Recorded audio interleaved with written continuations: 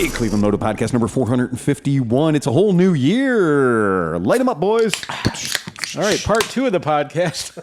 I already smashed a bottle on the floor. John broke a bottle on Steve's head. It has been a party. We already precasted. Once the fire went out on the mixing board, we're doing okay now. Right, I heard that bang. I heard that bang, and I was like, "Did somebody bring like a, Tischdecke, like fireworks?" popper? Yeah, right. Tischdecke. Tischdecke. Tischdecke. I've never heard that word. I love it. It's fireworks for your table. If you're German people celebrate Sylvester, New Year's Eve. Yeah. Well, we did the crackers. Yep. At Christmas. Yeah. Similar. Yeah. And so when I lived over there, my German family, every year, New Year's Eve, there's a whole line of indoor safe fireworks. John, you'd be in heaven. Yes. But then, okay, I will say this. There is also the highlight of the evening, which is where you get a pink candy pig and a hammer. Yeah. And you get to break the pink candy pig and interpret the shards. But my German grandmother showed me an even more interesting one, which is the lead. You melt the lead. There's these little figures, and you melt them. And you melt them and throw them into the pot of water, and then you interpret what shapes they are for what kind of luck you're going to have in the new year. Wow. Yeah. So there's a lot of fire involved. Was your family Me like a it. gypsy family or No. something? No, they were very, very, very German. Version 1, they had bones in a bucket. They're like... Yeah. My German grandfather, he's the guy that has a phrase. In 1939, he was an Olympic runner, but he was also in the Luftwaffe. And he says, well, you either ran for Hitler or you ran from Hitler. And I said, that's an interesting take. Yeah. And he says, I was a good runner, so I did not have to shoot or get shot at. And I went, yeah, but if that war would have gone any longer, they'd have been pulling your ass up to deliver dispatches and shit. Like, okay, Speedy, go. Your German family was kind of out there, though. Remember Hansel and Gretel? Was your grandma the witch? Was she like out there? No, I'm going to say, I'm glad I had that experience, and I'm glad that was a part of my life that when I was 18 years old, I was able to move off post and get immersion into a German family away from the barracks. And that everybody in my building I lived in was not American, and it was this little beautiful, quaint little town called Bretzenheim, which is where pretzels were invented, by the way. And the pretzel festival every year there is fucking amazing. Are the pretzels on a different level? It is. Right? Like it has to be. Like if You they invented just them. don't know. Yeah. You don't know. Right. You don't know. Yeah. It's a whole different game. It's a whole different game. And to be like, pretzels are okay. Mm-hmm. Imagine living in the village where pretzels were invented. You haven't had a pretzel until you've had a pretzel in Bretzenheim. And honestly, there is a chain of pretzel companies in that part of Rhineland-Pfalz area that's called Ditches, D-I-T-S-C-H. And it's in front of every bus stop, in front of every streetcar stop. There's a little kiosk made of wood, and good smells come out of there. And when you get I just call them cheesy breads, but it's pretzel dough with German cheese put on it. I had one of those every morning when I went to school at the gymnasium. Yes. And they had a little snack counter. Oh, fucking hell. Look at this picture of fucking Dan when he was 23 holding a pretzel as bigger than his head. That pretzel is bigger than his chest. Was that at Hofra House? That's at Leno Park. Donnerschwaben Club. Yeah, Donnerschwaben. Yeah. It was like a pizza pretzel. But you know It was what? so good. I'm glad that the pretzel was Every invented morning. there. Yeah. Because I imagine like that town is probably a beautiful German town with wood and stuff. If it was invented in America, it would have been like everything would have been pretzel. Of It would have course. been like pretzel walls with No. stupid pretzels. So every sign hanging on every little beautiful, quaint little shop Right. got a fucking pretzel on it. Okay, that's Right, yeah. acceptable. But I'm saying Yeah, they would have made the but that buildings sounds like 100 pretzels. years old. Our Aldi store Yeah. underneath my apartment building, our Aldi store had like a big pretzel as its sign. Do you know there's all these silly little towns in America that are like, it's the Swiss Alps town Oh, yeah. in, Yes. Sonoma Valley, California, or the one in... There was one in North Carolina, Alpine, Yeah, whatever. okay. Little Switzerland That or was in something. That's in southern Ohio, too. That's Boone, North Carolina. Hey, man, all I'm going to tell you is quaint ran hot and cold in Bretzenheim. Quaint was the play. And the funny thing, I forget, you just don't realize how good you've got it as an 18-year-old kid who either has a choice to stay in Cleveland or go to Germany. for free. Yeah. Right. I'm going to give you just enough money to live. Right. And every morning I had my choice of riding a bicycle through vineyards. No shit. On a path, it's German, so the path is perfect. And I can ride a bicycle line of sight as the crow flies from my apartment building to the barracks. And I discovered that all these little bicycle paths just went exactly where you needed to go. Or I could take my motorcycle and go around a little bit. Or I could take the streetcar and go all the way to the Bahnhof downtown, get a hot pretzel, then jump on another streetcar and end up at my barracks. And any method I decided to choose was about 18 minutes. Bicycle, motorcycle, scooter, or streetcar. And it was always about 18 or 20 minutes. And you just forget when you are living somewhere that everything works so perfectly that, yeah, when people are like, do you don't own a car? I'm like, no, I don't need one. That bus has never been late since 1945, right? It's just been on time, forever. But to that point, when you tell a European, like, you have to have a car here and they don't understand why, then you get to Texas and you're like 280 miles between, you're like, okay, all right, I kind of get it now. Yeah. I remember like getting to school, we would go from Rottenbauer to Würzburg down, that's where the school was. And we'd take this road and it was like a 1.5 lane it was a green lane. Yeah. From like, you got it out of town and you went out through these little fields and it was, I'm like, I remember it being like, this is fun. Yeah. I want to go back and do that. Have you ever gone back to near where you were stationed, Pete? I've been back several times. You've been back several times, And right? the family had a Fox turbo diesel station wagon. Oh, yeah. Really? Volkswagen Fox Yeah. station wagon turbo diesel. I had the 1980 Audi 80, a.k.a. Fox, two-door sports pack, which meant in addition to the 4-speed transmission, it had a crankback moonroof. Yeah, and it was in a beautiful shade of marugandy. It was salty. And because it was the sports, it would get 0 to 60 and eventually. Well, but you know what was really fun about it was, as a little lightweight, tiny car, Yep. 1980 that it was, and gas was pretty expensive in 87, that little bastard would plug along the Autobahn just like anything else.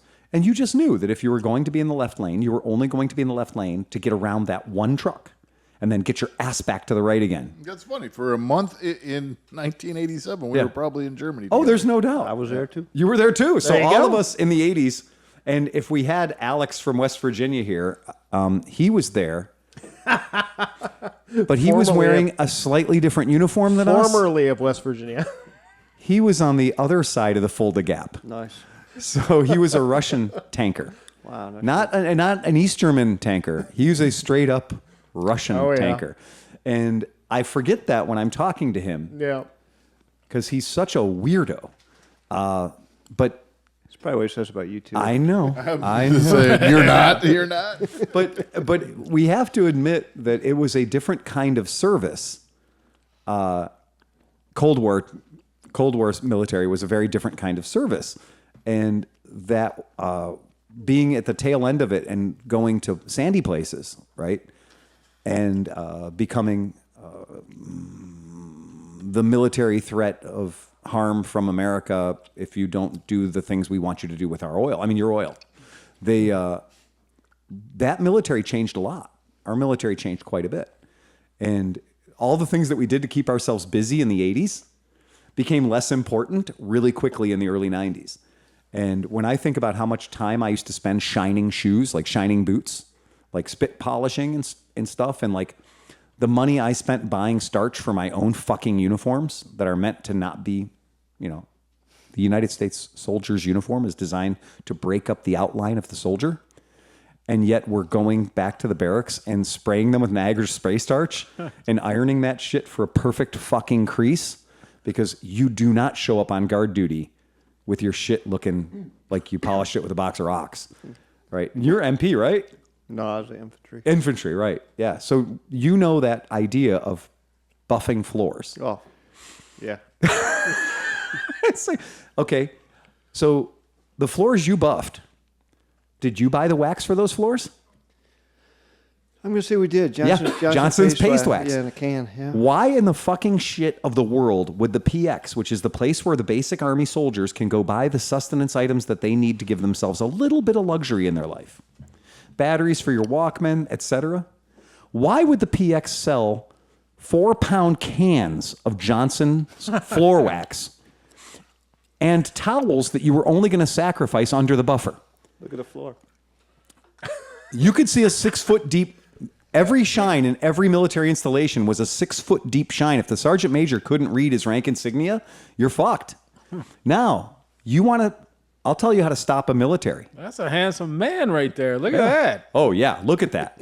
Okay. Man, Pete, I'm glad I didn't meet you. I'm not gay. I'd have probably fucked you. He's in Class A's too, you know?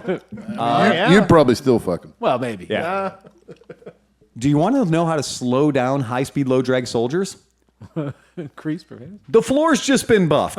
Watch everyone stop, take off their boots, and run in their stocking feet down the edges of the hallway. No shit. We have 1 minute between PT and, breakfast formation or whatever to change gear and the whole deal, and you're running down the hallway in your socks, about to go outside where it's snowing, but you're running in your socks and going down the sides of the hallway because nobody would disrespect the polish job you guys all worked on for half an hour, 45 minutes when you were between your PT schedule and your breakfast chow or first formation. And we all did it. We all became weapons experts with the floor buffer. Buffer rodeo, do not ever go against a guy from the Cold War era if he challenges you to a game of buffer rodeo. Because we're going to win. That shit's built in. You see one-handing a floor polisher? Mm-hmm. One-handing it? No problem. I can do this all day. One-handing. You watch, if I hand that same device to you, the second you hit the switch, it's a rodeo clown. You're going to be wrapped up in cord in about 1 second. Yeah. But Pete knows. A little up goes right, a little down goes left. One finger. Just run that bitch. Let it do the work for you. Let it do all the work for you.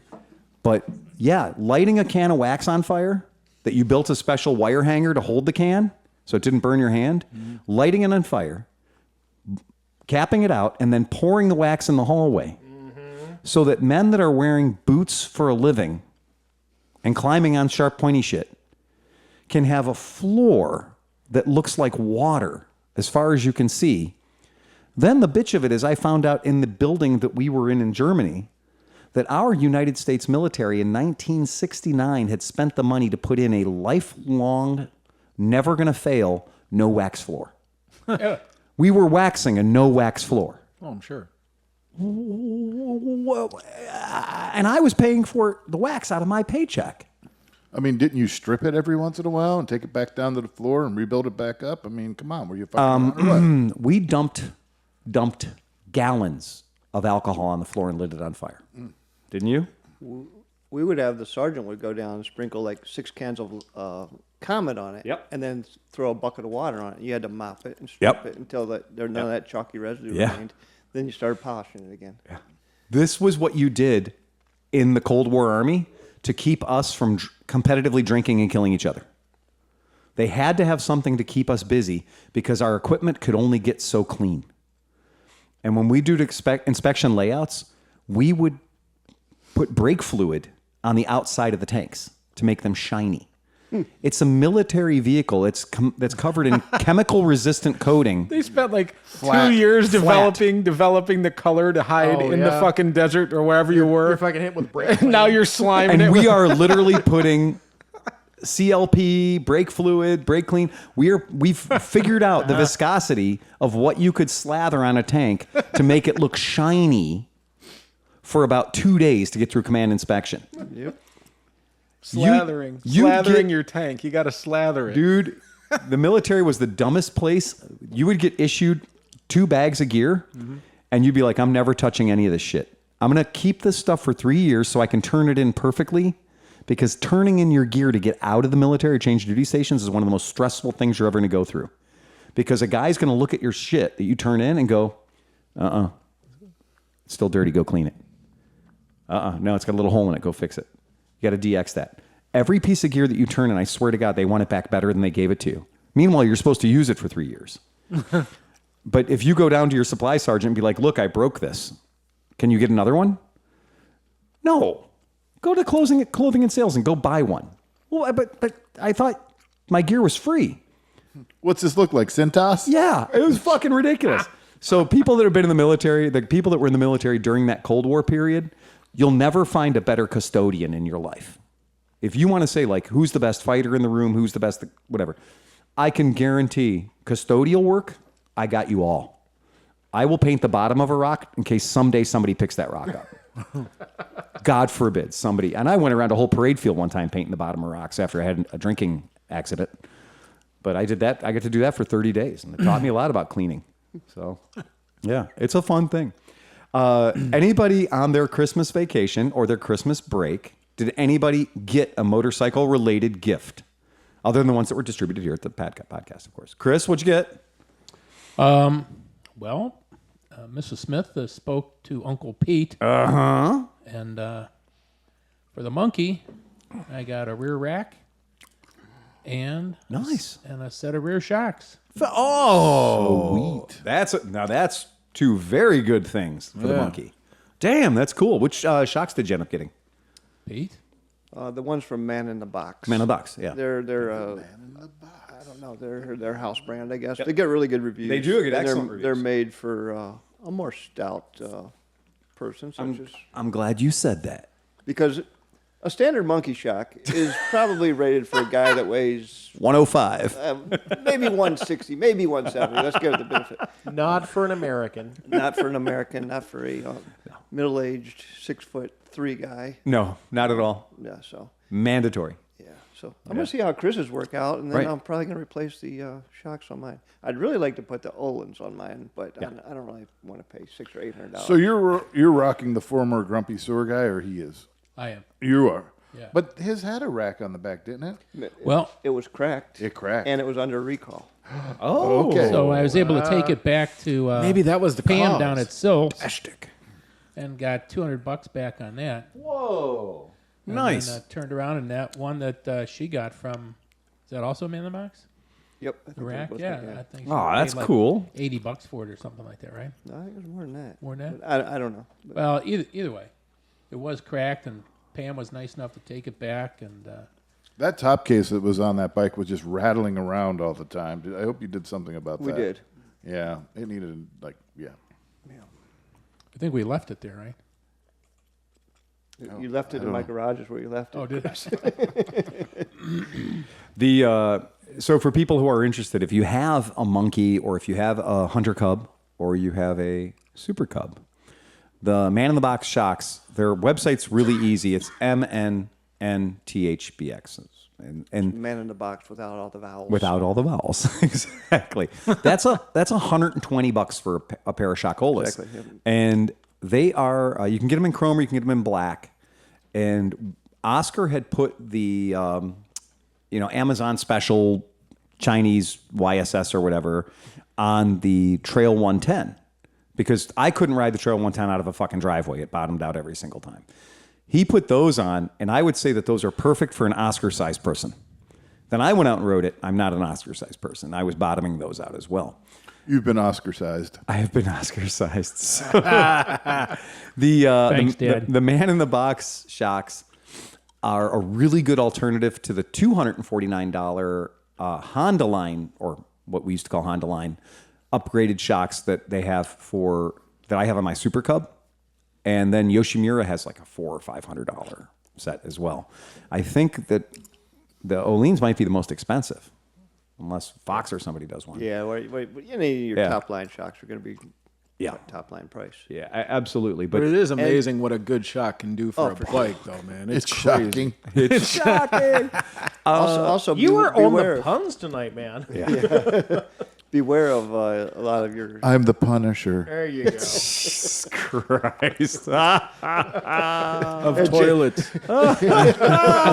Toilets. He's here all week, folks. I was Yep. going to say, Try the meal. Johnny Mac has the floor. He's awake and he's fired up and he's ready to go. God. he's coming out swinging, yeah. Did you get that mocha beer or what? That's Oh man. Mick Ultra, baby. Ultra.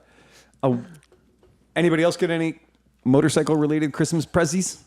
No, we kind of talked about that on the half calf. Oh, yeah, I missed that. Sorry, buddy. Yes, yeah. Sorry. No, I'm just saying, like, I'll give no. you guys my very quick review of St. Croix. Yeah, Because yeah. you guys know 2 years ago, I went to St. John and St. Thomas. I rented my very first ever Kawasaki KL Excellent 300. Again, one of the greatest motorcycles I've ever used in that particular application.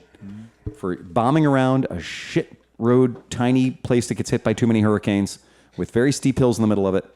KLX 300's best fucking bike for 2-up, right? Super great bike, loved it, couldn't get it stuck. Okay, St. Croix. Now, St. Croix is the island, the biggest of the islands of these U.S. Virgin Islands, and it's the one where the people live. So it's not the most resorts, it's not the most luxurious of the places. It's generally where, if you like rum, that's where Crucian rum is made. If you don't like rum, that's where Captain Morgan is made. The Captain Morgan distillery is bigger than the Shell refinery. I financed about half of that. Yeah. When we were flying in, I said, what the fuck refinery is that? There's a giant refinery next to the airport. What the like, seriously, I was very excited to see, like, I didn't realize there was production, oil refining and production happening on St. Croix. I didn't see any derricks. I didn't see any, nothing. No drilling rigs or anything. Were they unloading Spanish galleons with all the spices and seasonings and stuff like that go in to the Captain Morgan? No. There's no shortage of pirate ships around that bitch, though, because pirate ships are quaint. I went out on I had 7 sheets to the wind. I literally was out on a schooner that was laid in Milwaukee, Wisconsin, a Great Lakes schooner. Oh. And it made it all the way to St. Croix. Wow. And but we went out on that, and it's a whole ocean, world ocean school where they teach young people how to be sailors. And it's a program. Step right into my office, sir, cabin boy. And then you'll be a cabin man. Would that be the stabbing cabin? The stabbing cabin? Right. Johnny Mac, you should have made a semen joke. I was just trying to think of one. When I was an employee at Long John's, I reached the rank of seaman first class. Seaman first class. Seaman. Well, for about It was a seminal moment in my life. He's good. Went the long way around. He did. He eventually got there. A month before the event, I tried contacting anybody that would rent motorcycles or scooters. I had Google evidence of a Scooters and More rental area that was right across the street from this place called Big Beards, which is like the cruise ship thing, or not the cruise ship, the snorkel trips or diving trips or whatever. He's like the vendor on the island if you want to go get underwater and look at fish. And he'll take you out to Buck Island and all that stuff, right? Really cool stuff. So I couldn't get any answer from Scooters and More, and I knew I was in good shape because... So you went with Schooners and More. Oh, shit, I tried. The sign above the door said Scooters and More, and it said full bar. Handwritten wooden sign as everything in St. Croix. Jay sent me a picture of this a while ago, and he said, "Do you Shit. want to get in on this?" It is so nobody had picked up the phone. Nobody answered. I emailed everybody. Nothing. No responses. It turns out not everything survived Maria. It was a big hurricane that fucked the whole place up real bad. Yeah. To about 12 feet of water. Anywho, I called the guy across the street. Said, hey, across the street from you guys used to be a vendor called Scooters and More. I saw a picture of a motorcycle out dropped there. out, Phil. I saw. No, I didn't. No, I'm still I here. dropped out. I unplugged you for a second to wipe the beer out of your jack. 'Cause I was worried about it corroding. But I called the guys at Big Beards, and they were like, no, that was a mess. You cannot give people liquor and scooters. And I went, says you. We had a he goes- robust business in the French Quarter and he that proved goes- you otherwise. The guy says, well, no, we all drive on the left down here. And I said, yeah, I know. I've been there. And he goes, well, but we don't have any like real hospitals that we can send people to. I said, oh, now I'm starting to understand why the scooter franchise dried up, in the drinkingest town in the Caribbean, right? Right. And so I was like, okay, cool. I'm calling everybody. Nobody will rent me a fucking bike. I'm on all the bike trading pages and the whole deal. Riders Share, whatever. St. Croix, fucking give me a bike. I actually talked to the place I rented the bike from in St. Thomas, which St. Thomas to St. Croix, there is not a car type ferry that goes there. It's a miserable, bumpy 2 hours in a catamaran hull thing for humans to go between the islands. It ain't pretty. It's further than it needs to be. They need to move those islands closer together. Merritt and I counted exactly 0 motorcycles and 0 scooters until our 4th day on the island. I have never been a place in my life, and I've been to Alaska, where there were so little motorcycles, where there should have been so many motorcycles. It's an island. It's 28 miles across, the furthest point from side to side. There's nowhere you'd ever need to go that's more than a half an hour, 45 minutes away. Their weather conditions are gorgeous, light rain, occasional hurricane. It's fine, right? It's fine. Motorcycle can do all those things. Sounds about right. It never snows, ever. There's no such thing as rock salt, ever. And the roads are laid out by a complete and utter idiot. They're twisty, they're curvy, they go up, they go down. It is motorcycle heaven. Didn't see one until the 4th day. And on the 4th day, I saw the most clapped out Ninja 600 that did not have one original body panel on it, and everything was zip ties. And it was running on 2 of its 4 original cylinders, and it was a mess. Okay. Day 2, I nearly get hit by a guy on one of those leftover scooters from that scooter place I was telling you about, where the exhaust had fallen off, and it was a fling poo. Yep. And it missed me by about 1/4 of an inch. 2 up, Rastas. And this island is covered with Rastas. It's a Rasta island, friend. That is what it is. I've never seen so many Rasta in one. I think the plural is Rasta, right? Right. So many Rasta. I've never seen so many in one place, but the place is just thick with Rasta. Well, then we accidented into a Volkswagen Beetle convention. Fuck it. Everything that they gave up on motorcycles and scooters, they put into Volkswagen Beetles.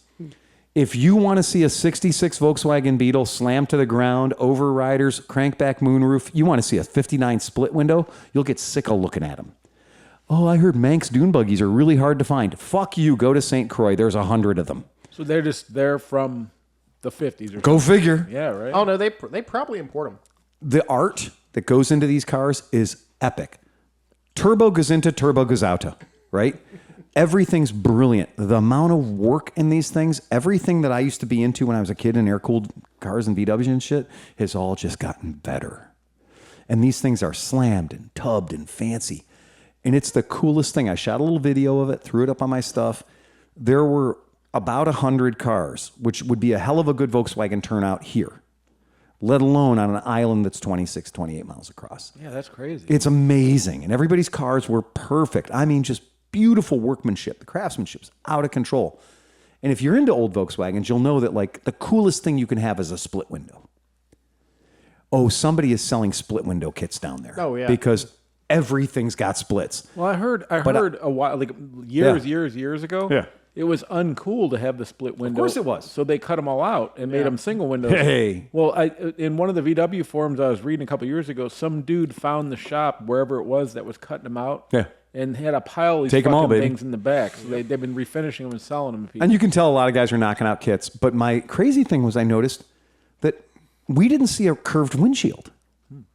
So we're looking at all these 100 Volkswagens, and not a single one had a curved windshield. They were all flat glass, which means older than 1971, right? If you speak Volkswagen.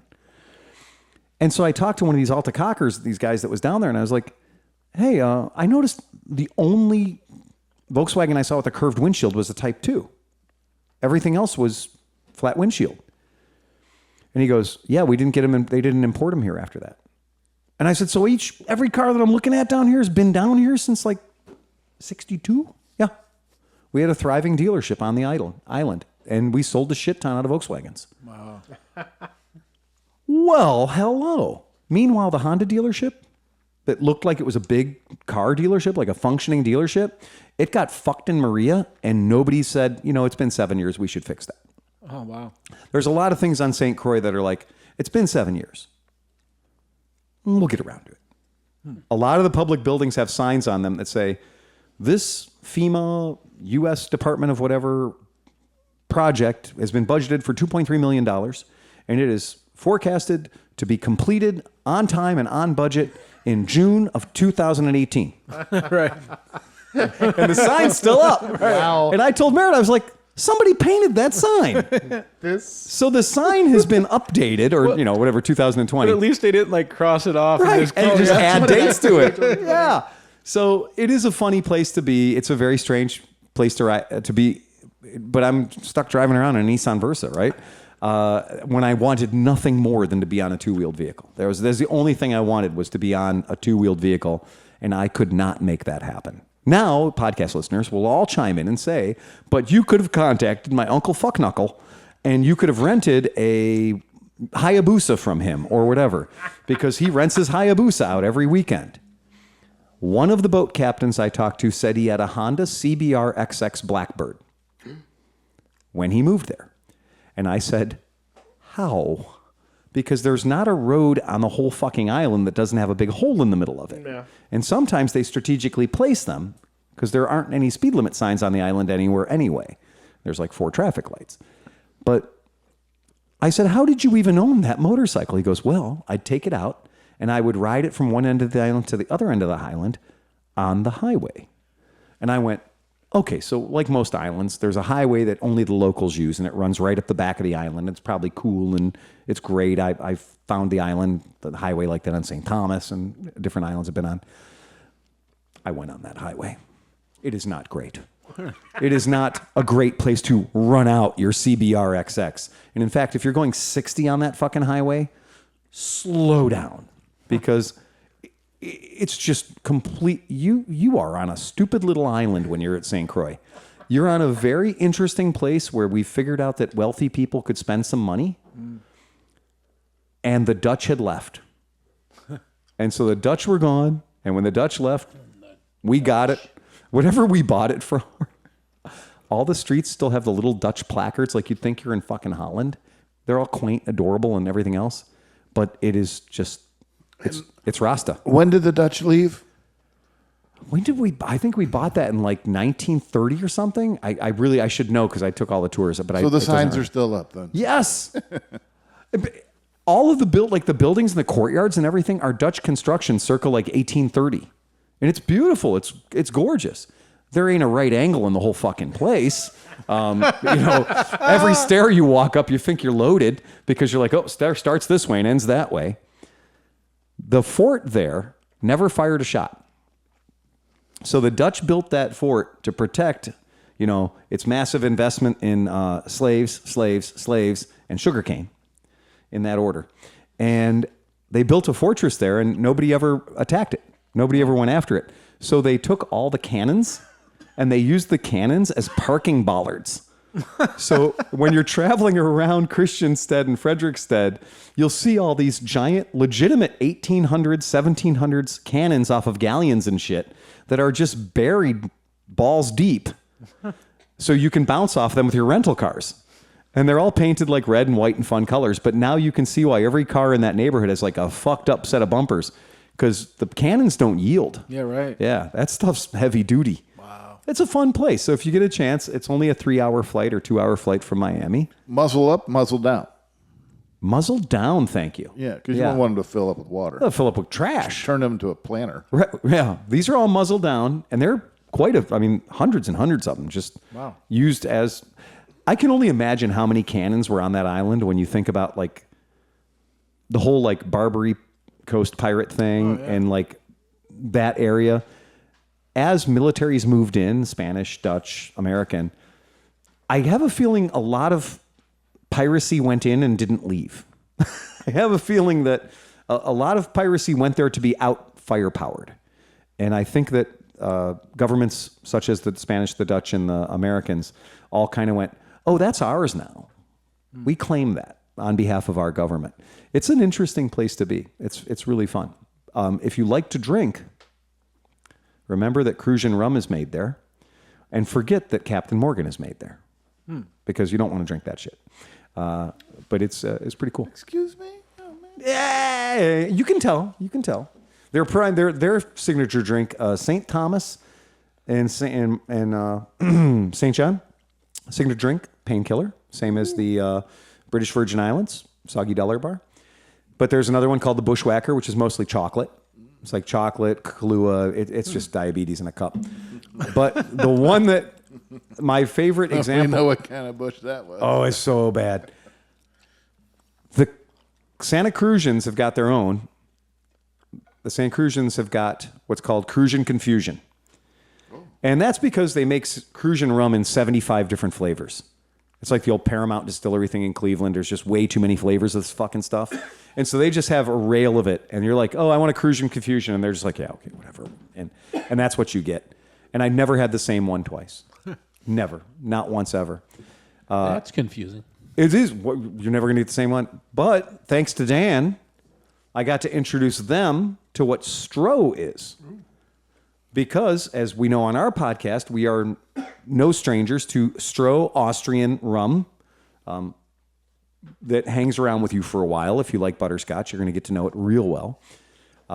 The taste of eating a lifetime's worth of Werther's Originals in one shot. And fire. And burping it up for the next 2 hours. I think you're being kind. I have... That's if you have one shot. One shot. I gave a guy at the shop today one shot because he'd never heard of it. And I was like, here, then you should try that. We'll just have one together. And I said, sip the first one, give it a nose, sip the first one, and then go after it. And by the time he left, he was like, I will be buying that. That scratches a certain itch that nothing else will scratch. Well, yeah, gasoline will actually kill you. So at That's least not gasoline. Look, I've had all the overproofs, 151, Everclear, Apple Core, like all the crazy overproofers. If you want to experience missing time, Right. drink the Stroh. Right. And there's a thing on these islands called mamajuana. And mamajuana is just a big jug full of roots and berries and stuff they find on the ground. And then they just keep pouring rum on it. And so, it's this giant 1 gallon jar, and you go to a bar and they like ladle it out at you.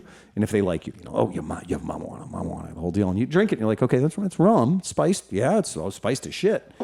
It's like fucking weird flavors, all kinds of weird stuff. And I went in and they took a mamajuana, and the guy's like, you like strong drink? And I was like, yeah, it's a strong drink. You go ahead. You can't hurt me. And he goes, well, you've never had a strong drink like this. And I went, fuck. You did not hang around with me at all. And so he hands me that, and I was like, oh, that's delicious. And I drank it.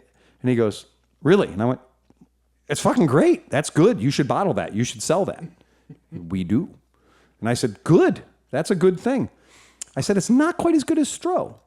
And he goes, the fuck is Stroh? And I said, oh, I'll be back tomorrow, because I had a little traveler that I dumped out and put Stroh in, because a little 2-3 ounce bottle, airport bottle, is exactly the right amount for Stroh to take a regular airplane beverage and make it better. Yeah, that's like enough for a 4-day weekend, I think. And so Nice 4-day vacation. The Yeah. bartender at the Domino Club, where the pigs drink the beers, the pigs drink ginger beer and Coors NA. For $4, you buy them a beer. You buy the pigs a beer, and the pigs are giant, big, fuck off, scary pigs. These are big, terrifying I pigs. saw that on TV last night. It's fucking hilarious. It's a good day out. I mean, it's in the Dan had rain. had 4 shots of Stroh, though. That's what he It's said. in the rainforest, and it's cool. The guy that Wasn't sure runs what the he place saw is on TV. super nice. Like, it's a really good place to go have a beer, right? And then the bonus is you get to buy a pig a beer. And they got like 3 pigs going at the same time, and the pigs are all. pigs and beers in my day. This is right. But this time you don't have to go home with them. I've even had a pig buy me a beer once or twice. Also true. And You Anyhow, you go back with the... You told people you wouldn't tell people. the about guy that was the bartender there, and I gave him the Stroh because I had a couple of them, and that's just I throw that in my go to war bag. I throw it in my travel bag because I've never been stopped for having just the airport bottles, right? And I brought one in. I said, "Here, it's yours. Go ahead and have at it. Like ignore the Jim Beam label on the outside of the bottle. Have at it." So it sounds like St. Croix isn't like Jamaica, where you can actually go pretty much anywhere you want on the island, and you're not worried about losing a kidney or something. Oh, no. St. Croix is very safe. Okay. It's super safe. Like St. Croix is, Merritt ran every morning, and we'd walk out late at night every night. Everybody's super friendly, super nice. Still good people. They're really good people. They're super nice people. I can't say the same for St. Thomas. Okay, that's where, yes. I got punched in the eye there.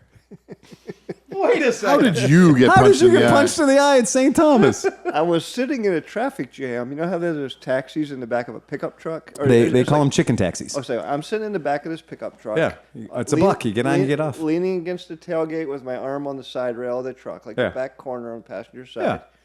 Stuck in traffic, minding my own business, and some guy just walks up and starts MFing me and just punches me right in the eye.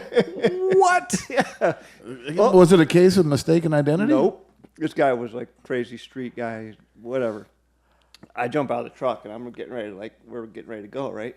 And there's cops, like 3 cars behind us in the traffic jam, and they come running up. And this guy's running from me. He runs right into the cops. Oh, he does. And then he sees them. He pulls up, and so it's like a standoff. They get out pepper spray and pepper spray the guy, Who just randomly assaulted you for no goddamn reason. right, which also hits me, the pepper spray. Oh, no. Fuck. You're downstream. So I have to make a police report and everything else. And then Did they take care of you? They said, yeah. They said, do you want to press charges or something? Absolutely. Right. And they said, okay, we'll be in touch. I get a phone call like 6 months later Oh, really? from St. Thomas, and it's the prosecutor, and she says, "Are you going to be here tomorrow?" I was like, "I'm in Cleveland, Ohio. What are Right. you talking about? Am I going to be there?" Oh, this guy, I forget what his name was, is going to be on trial. He's the guy that assaulted you. Right. And I said, "Well, you could have let me know a little sooner." Yeah. I thought they were going to subpoena me or something. Right. You're gonna get a failure to appear warrant. Yeah, but anyhow. For being the victim of a crime. She said, well, we'll probably drop the charges because you're not going to be here. Right. But she said, if it's any consolation, he's been in jail since that day. Oh, really? Yeah. Oh, they've held him the entire yep, time. yep. Oh, shit. He Okay. hit me so fucking hard, though. Yeah. I was wearing like wraparound sunglasses. Oakleys, yeah. And I felt those sunglasses like compress against my eye. Had I not been wearing them or had they shattered, Yeah. I would have had a bigger problem. But The folks at home can see what the chicken taxis are. It's basically an F-Series pickup truck and then a box on the back that will hold between 8 and 80 people. As many people as you want many to put people stuff as into can get in it. And the general rule is you give the driver $1 when you get on or get off. And some people call them dollar taxis, but in town they call them chicken taxis. And I don't know where the hell the chicken thing came from, but the deal with St. Thomas is they're everywhere. Well, it looks like a truckload of chicken cages. It does. Like a bunch of chickens. Yeah. You know. And it's walk on, walk off kind of thing. And it's, if there's an established route, I've never figured it out. But it just seems like at all the best times, there's one there. And then when you need one, you don't see one for hours. Yeah. But that is a whole different way of getting around an island. And they're not afraid to rail those sons of bitches sideways around those turns where you're like, oh, look at that. If we went off the road right now, we would never stop falling. And they're not afraid to drive them. It's pretty cool thing. Virgin Islands are fun, but Nice. I wish I had a motorcycle. That's all there is to it. I have a story. Go ahead. So this morning was awesome.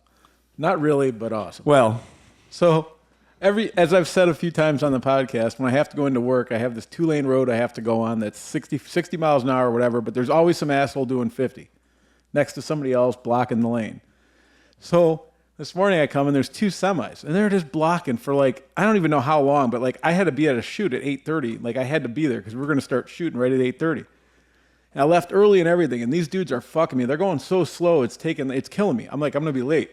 So the one dude kind of backs out. So I downshifted my car and I go flying. As soon as I get a half inch of gap between these 2 semis, I just bang through this dude, shift again, and my stupid Hyundai, I'm doing 89 miles an hour. I'm like, fuck yeah, I'm passing him. And then as I look to my right, there's a state trooper. So I fucking go around and I'm like, oh man. So I just pull in front of him, lights go on, and I pull over and I'm like, fuck, man. Right.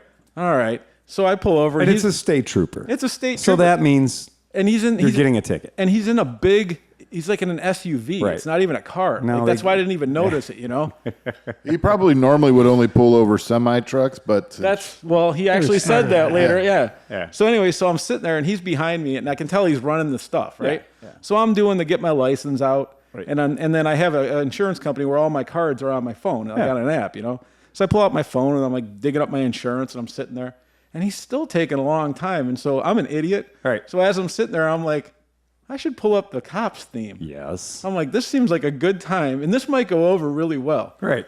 So I pull up YouTube and I find the cop theme and I start playing it. You know, and it has an intro. It doesn't just kick in, right? No. So I'm like, so I stop it. So Right. I'm watching. And when I see the door open of his cop car, I hit play. So the music's playing. Right. So it's not like I just turn it Right. on, right? Yeah. So I put it at the volume, like not loud, not quiet, noticeable. Noticeable. Yeah, right? Right.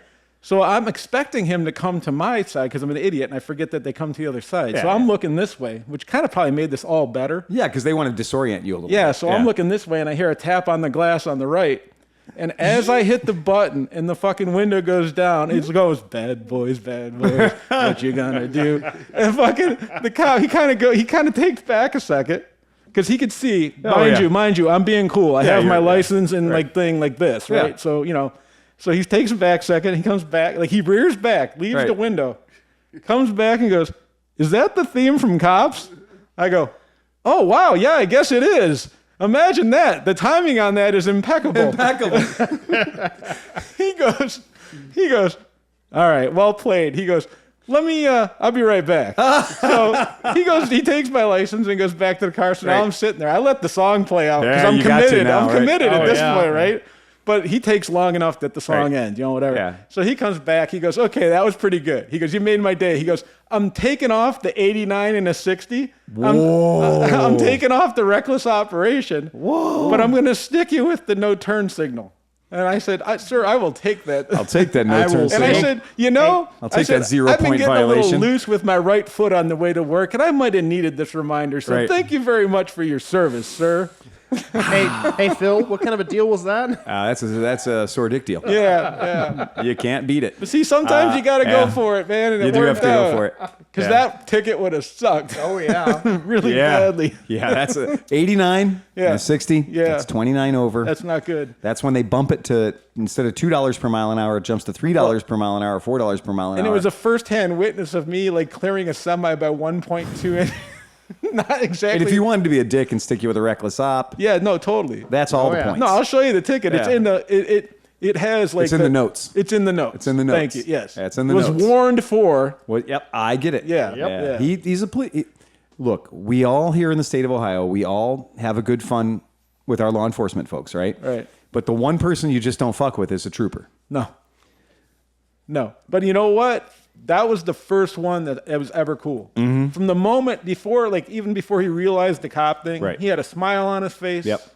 Yeah. Like usually you're absolutely right. I've never had luck with state troopers. I had a cop in my car and got a ticket from a state trooper. right. I'm going to tell And I didn't you, even do anything wrong. Yeah. But today, The props state- to the guy. the And to state- John's yeah. point, he said that vehicle, he goes, usually I'm here to pull over semis. Right. But he goes, you kind of cut in front of all of us right there, so I had to do something. Had to do something. I mean, I was getting ready to take down this semi, and then you went flying by us. I was I'm going to like, write this semi a ticket for 15 under. Yeah. Yep. But you had to go. Well, and I asked him, so- Rolling roadblock. I did ask him. So as we were ending our interaction, you know, Right. all positive, etc. Yeah. I was like, officer, I said, you were awesome, but can I ask you to do me a favor? And he was Yeah. like, what? I'm like, I travel on this road sometimes 5 yeah. times a week. And I'm like, there's always somebody doing 45 or 50 next to somebody. I'm like, can you control them? He goes, anytime I see that, I pull them over. And I said, know, all right, that's what I wanted to know. Johnny Chrome used to drive big trucks. Yeah. And Johnny Chrome used to call that turtle racing.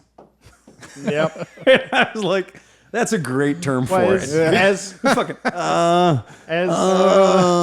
as craft services would say, the problem is most of them are governed. Yeah. But the problem is they keep trying to pass other governed trucks. So literally your foot down and it's Yeah. doing 65. Oh, no. If the one guy closes his window, he's got like a 1/10 of a mile per hour advantage over the other guy, right? How much diesel you have on board dictates how Exactly. fast 2 Schneider trucks are going to be when they're Think next about to each how other. unsafe that is, though. Yeah. To Well, have the- like it's caused like their safety feature of that's throttling that's them. the funny part is that it's literally designed to be a safety feature, but the reality is that if you govern these things to 70 miles an hour, Right. both of them are going to be doing a rolling roadblock Yeah. for miles. It's going to be 69.9999999 miles per hour. The whole world. That's. Yep. But in your case, hey, turn signal ticket. Hey, I've Yeah, I'll I've take had- it. I don't know what the fine is, but I guarantee you it's a lot less than I guarantee you're going to mail that check in. Oh, Yes, yeah. I am. So, Cinch, did you make it to the shoot on time? I was 5 minutes late, but Wow. I got to tell my coworker the story, and he was Yeah. like, "That was worth That 5 does buy minutes." That was worth 5 minutes. I Phil for We're not another gonna dock you. for another record. I'm trying to get her to make a device that sits in the device that she already is involved with. Yeah. It sits on the dash of the truck that says, asshole, get out of the left-hand lane. You're only doing 70. Yeah, right. Yeah, right. Yeah. You have no business in the left-hand Get out of lane. the left-hand lane, asshole. So I had a question for Pete. Lane management. Go ahead, Pete. Have you ever done, or how much of the, or are you aware of the Lost at Last Adventure Trail through Ohio?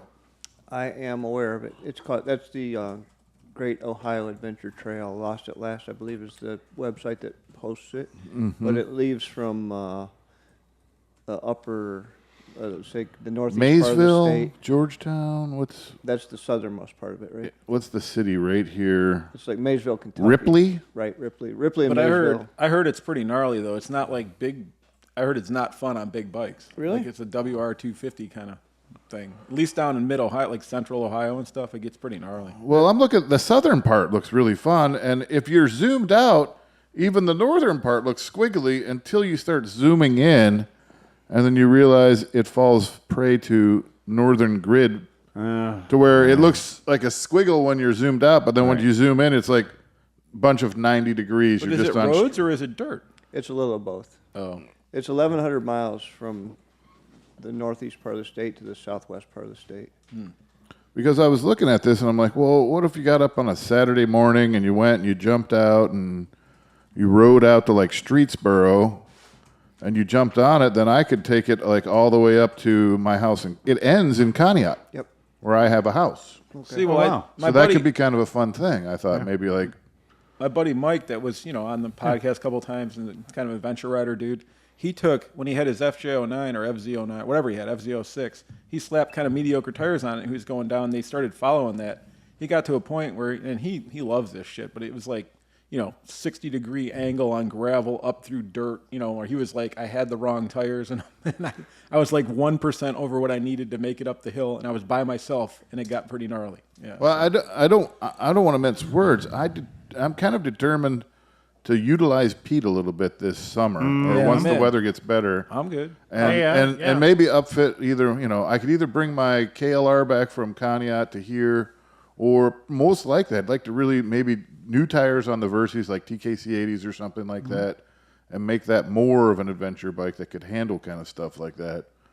Because I know you're the type of guy who'll get up and take off early in the morning, do 200 miles, half of it dirt, and come back. Oh, absolutely. But that trail there is 1,100 miles long, so that's Yeah, I have no intention of doing the whole thing. okay. But I was like, if there was a part of it that was closer up this way that I could super slab like through Streetsboro and then get on it and try to spend 4 or 5 hours of it heading north or vice versa or whatever, I would be interested. It's a date. Yeah, there you go. Let's do it. Yeah, ditto.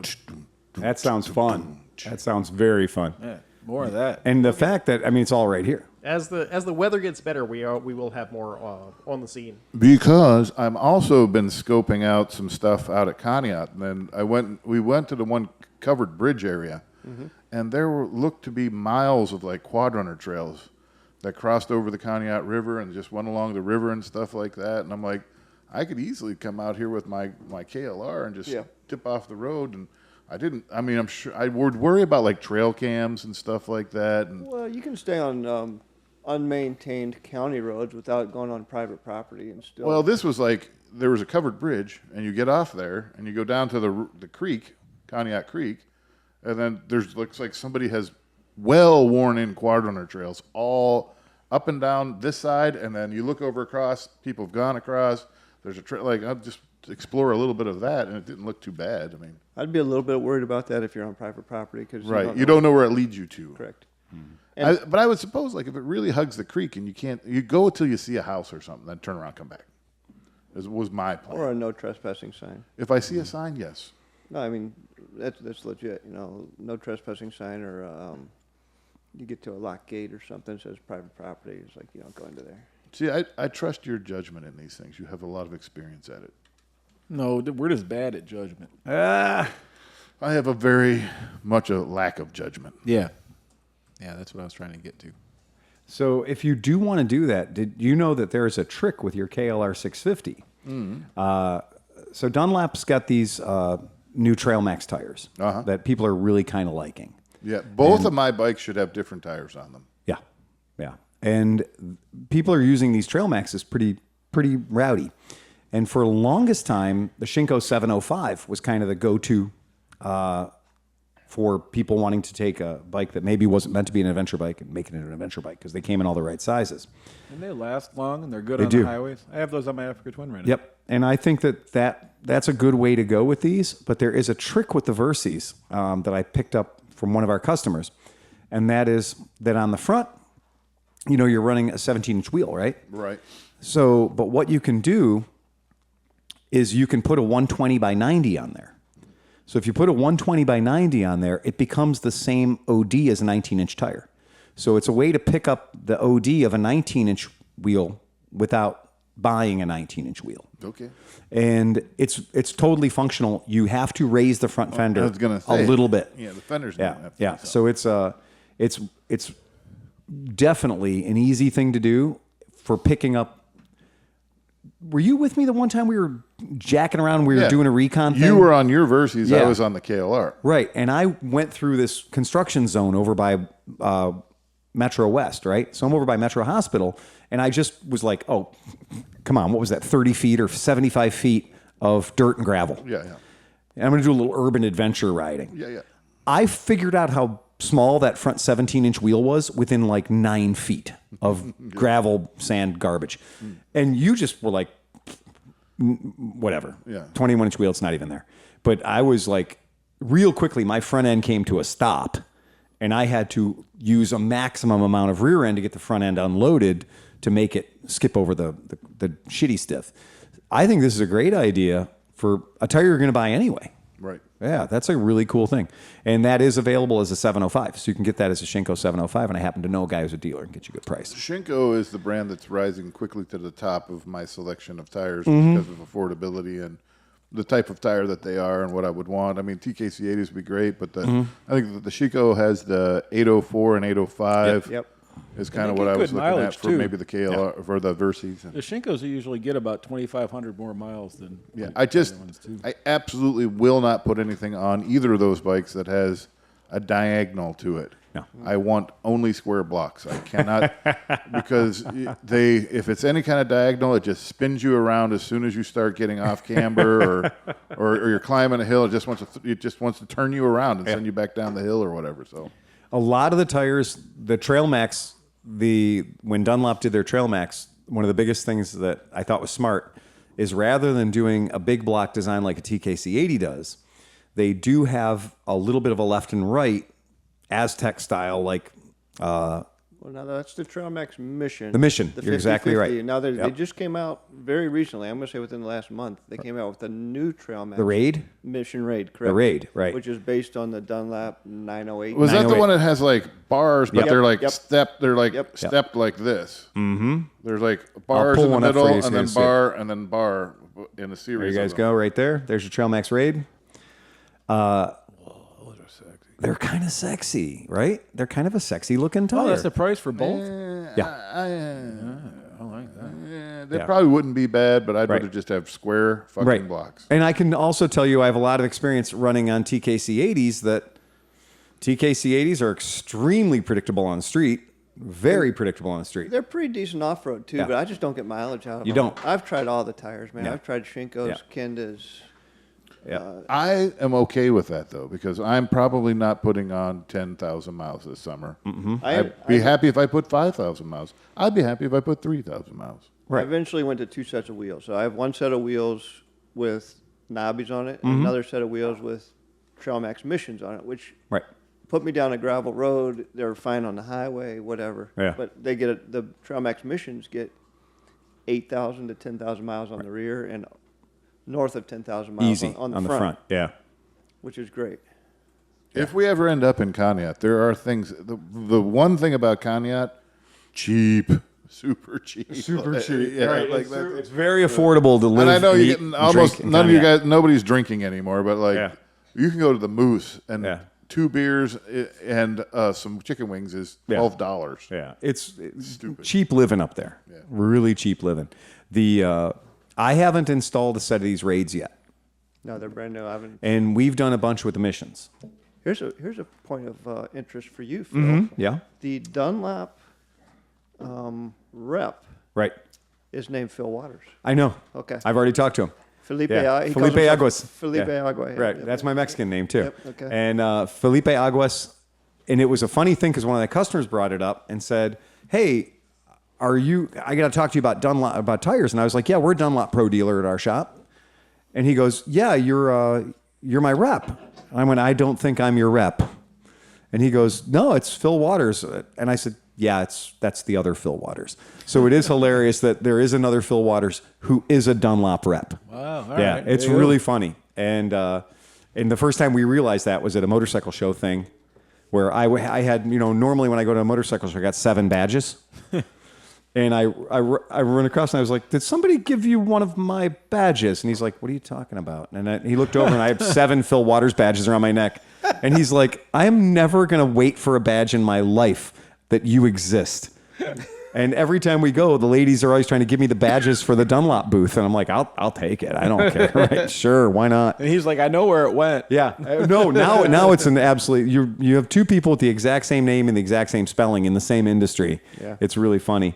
I haven't installed any of these yet, but I'm looking forward to.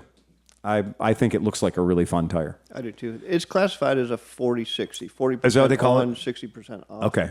Yeah. So it's not a true knobby like John was saying. Right. But I think that will be good for 90% of what I do off road. Yeah.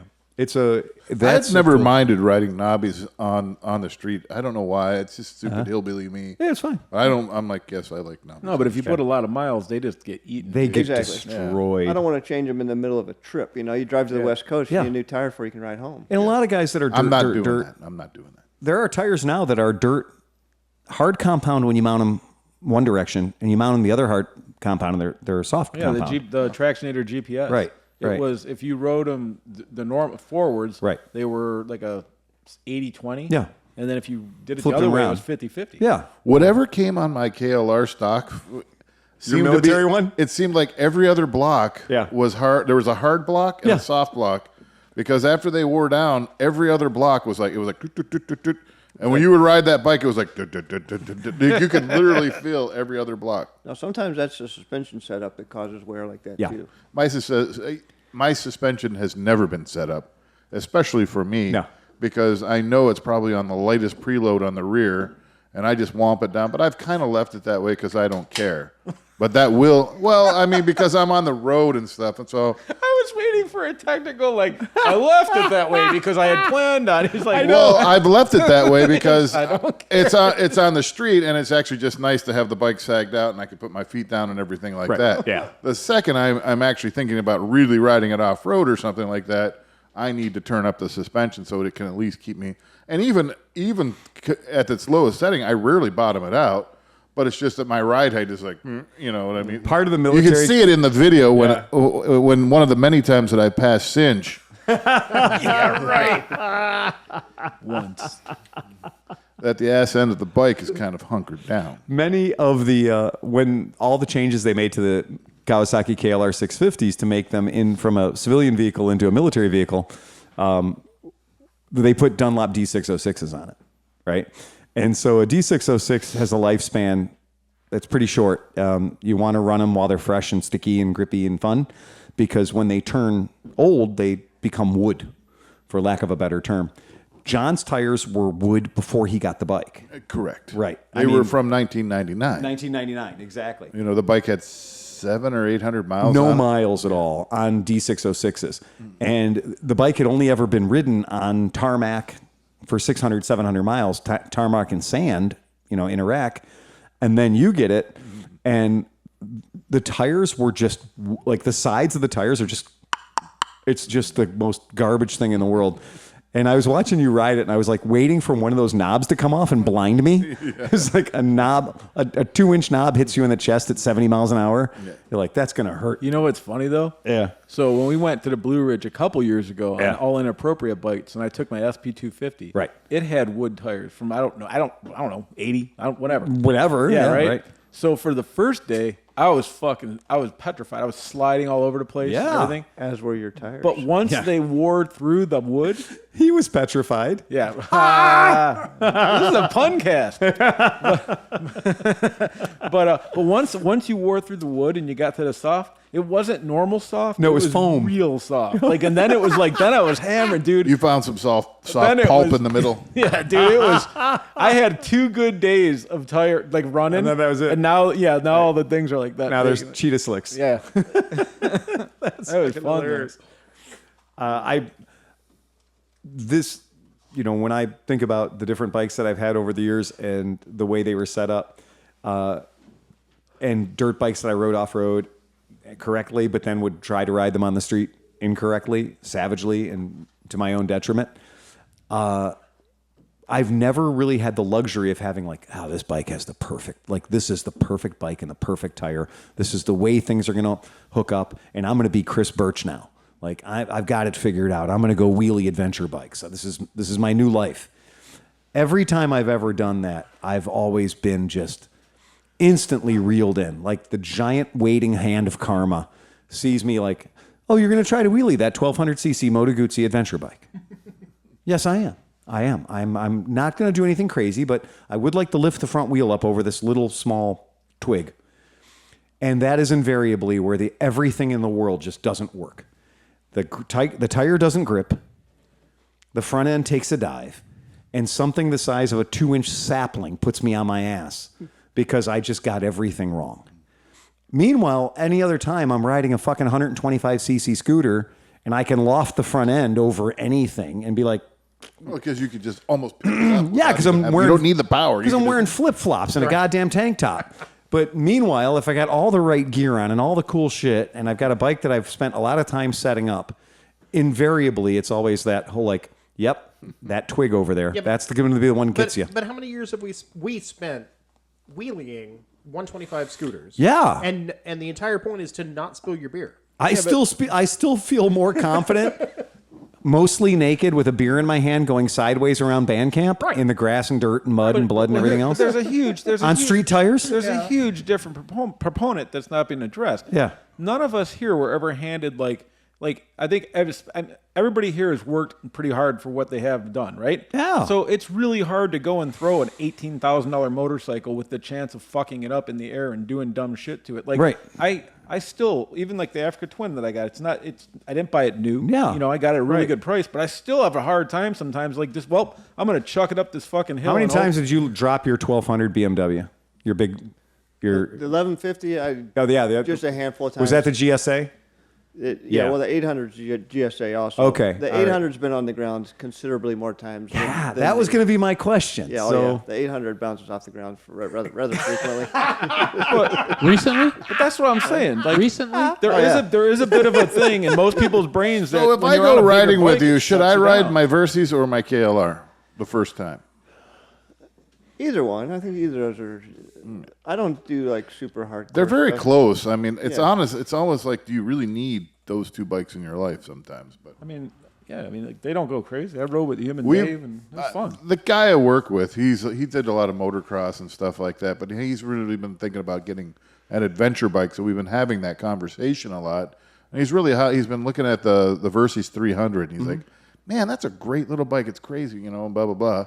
But then that conversation drifted into what would be the ultimate bike you could build. And I've been pushing for I want the CRF 500L. What about the new Transalp? Well, that's also fantastic. Yeah, I mean, and the Transalp actually comes in at a great price too for what it is. But the 500cc, take the CB 500 motor and put it in a dirt bike frame, Well, or they have- take my KLR and put the Versys motor in that frame. Yeah, but they have so you could get Then it would really be good. It'd be great. So, you could go all the way cross country, and it would still be pretty good off road. So CB500X with knobbies. Well, no, they have it. I It's the built one of rally those. raid. Yeah. I did. I built the Rally Raid Yeah, kit. they have Yep. stage 3, and it's exactly what you're talking about. Exactly. 100%. 21-inch front wheel. Yep. yeah. Stage 3, it does, I think. I don't remember. I thought it was a 19. Either way, I'd have to look. it's not tiny. But to me, that seems like Giant Loop was selling those kits. They were the American distributor selling the Rally Raid kits. It wasn't cheap though, right? No, it wasn't. I bought the bike really cheap. One of these stories where the guy just had a baby. His wife didn't want it, but his wife just had the baby. But she didn't want him riding bikes anymore, so I bought the bike for a song, and then bought the kit and put it all together. I rode it for a year, and then I sold it for exactly what I had into it. Well, I mean, F650s are cheap as chips now anyway, so Yeah. I mean, if you're going to buy something just to throw away, that's the way to go. And the early F650s still had the Austrian-built Yeah. Rotax engine, because Yeah. the later ones went to the Chinese-built. But once you get Rotax. to yeah, because you had 2007, I think, or 6 Aprilia maybe. built the early one, the Correct. Funduro, and then it went to Austria, and then after that it went to China. Yep. So I actually found a what was the G500X? The early ones they did like Oh, a no. 1 year knockoff. No, they had that 450X. The 450. X-Cross. Country or Yeah, cross country. One of those popped up, and I almost contacted the guy, and I started doing some research, and they were like, "Yeah, no, BMW abandoned this completely. You can't even buy parts." I'm like, No. a BMW can't buy parts for. We decided we really didn't like the CRF 450L because it's just too much of a motocross bike. Yeah. It's not made for the street really at all. And Well, I was looking at the WR250X myself. people have spoken very highly of those. Oh, yeah, I know a guy that rode one cross country. But then it was like, well, all those bikes just try to beat the DRZ 400. That's true. So if you're going to, I want to try to beat something that's almost as good as the DRZ off-road, but is even way better on-road, you know. Dude, About that the rally T- raid is a good looking bike. The Yamaha T700. That's a good Yeah. bike too. That's a very nice Yeah. platform. Versys is going to get upgraded. They almost have to. They're going to have to make it a 700 or 750. But I'm in that camp of you've got the right motor. Got the right motor. What do you need? Well, do you need a 19-inch wheel or something that acts like a 19-inch wheel? Probably, right? I say it needs you've a already 21. got that. It needs a 21. That's not out of the question either, Yeah. right? So those things are all very easy to do Take a Versys, like on the motorcycle you already own. build the KLX 650, Yeah. where it's a Versys stripped down with a good front end with a 21-inch wheel. Well, I mean, they made. I mean, because then now you're going to be, because that's what you're competing Well, against. but then is that's the what the T700 and the you know what I mean. That's what they have to do. But I mean, that's kind of the newest, the last generation KLR 650 is pretty much that, right? But it doesn't have the right motor. Well, no. Yeah. Right. Gotta So have fuel injection. yeah, I agree. which is what the new KLR has. Yeah, I mean, I love a thumper, but no, not once you're going to go on the. If you want to go 70 mile an hour all day long, Yeah, that's a bummer. Yeah. you need the Versys motor in there. It looks like Adventure Motorcycling did the perfect Versys project. And so the good news is you don't have to even reinvent the wheel, you know, that people have done a 21-inch wheel conversion. Well, there's a guy on there that Yep. does this whole thing. It's called like the Dirt Runner or something. Dirt Runner, I forget, yeah. whatever. Yep. But he takes the motor from John's bike and then a couple different frame parts of like these other bikes and combines them into this gravel thing that's insane. Oh. Yeah, that's cool too. You're gonna have to. I mean, for a while there was like a Versys with almost no miles and no title. Right. But they were asking like $1,500, and I'm like, oh, but I have a Versys, so I could just Right, put my plate on exactly, there. yeah. Turn that one into just the death, The death vehicle, right. the Right. war bike, and then Yeah, that's not even fooling around. That's fucking crazy right there.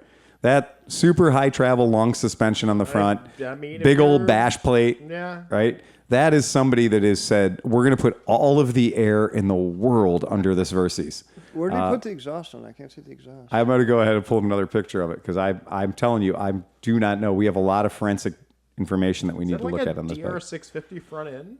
I think it is. probably. Because that'd be the easy way to go. Yeah, I think it is. I would have got rid of that whole fairing, like strip it all the way down. And I know there's supposedly somebody has done that. I kinda There's a like guy it. that all he does is he takes his a Versys and just strips it down to the bare minimum, everything you can take off, and he takes off, puts knobbies on it, and makes it like as much of a dirt bike as possible. I mean, that would be the thing, is to make a parallel twin DR650.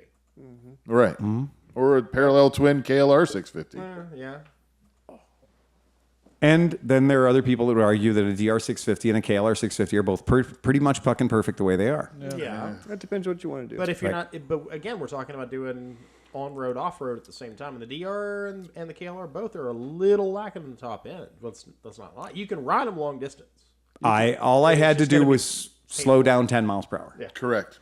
I had to slow Go the speed limit, or 5 over. and you'll be fine. The one time I rode to Pensacola, I was drafting trucks. I was riding I I spent a good stretch on my KLR at 90 mile an hour, and it was just. Oh yeah. once you get in behind a semi truck trailer on a KLR, you can go all day.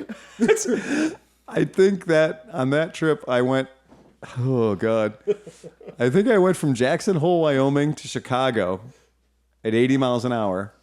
That for that range, for that entire distance.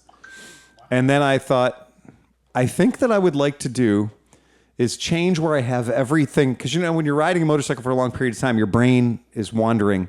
You're making improvements to the motorcycle. You're doing miles per gallon math.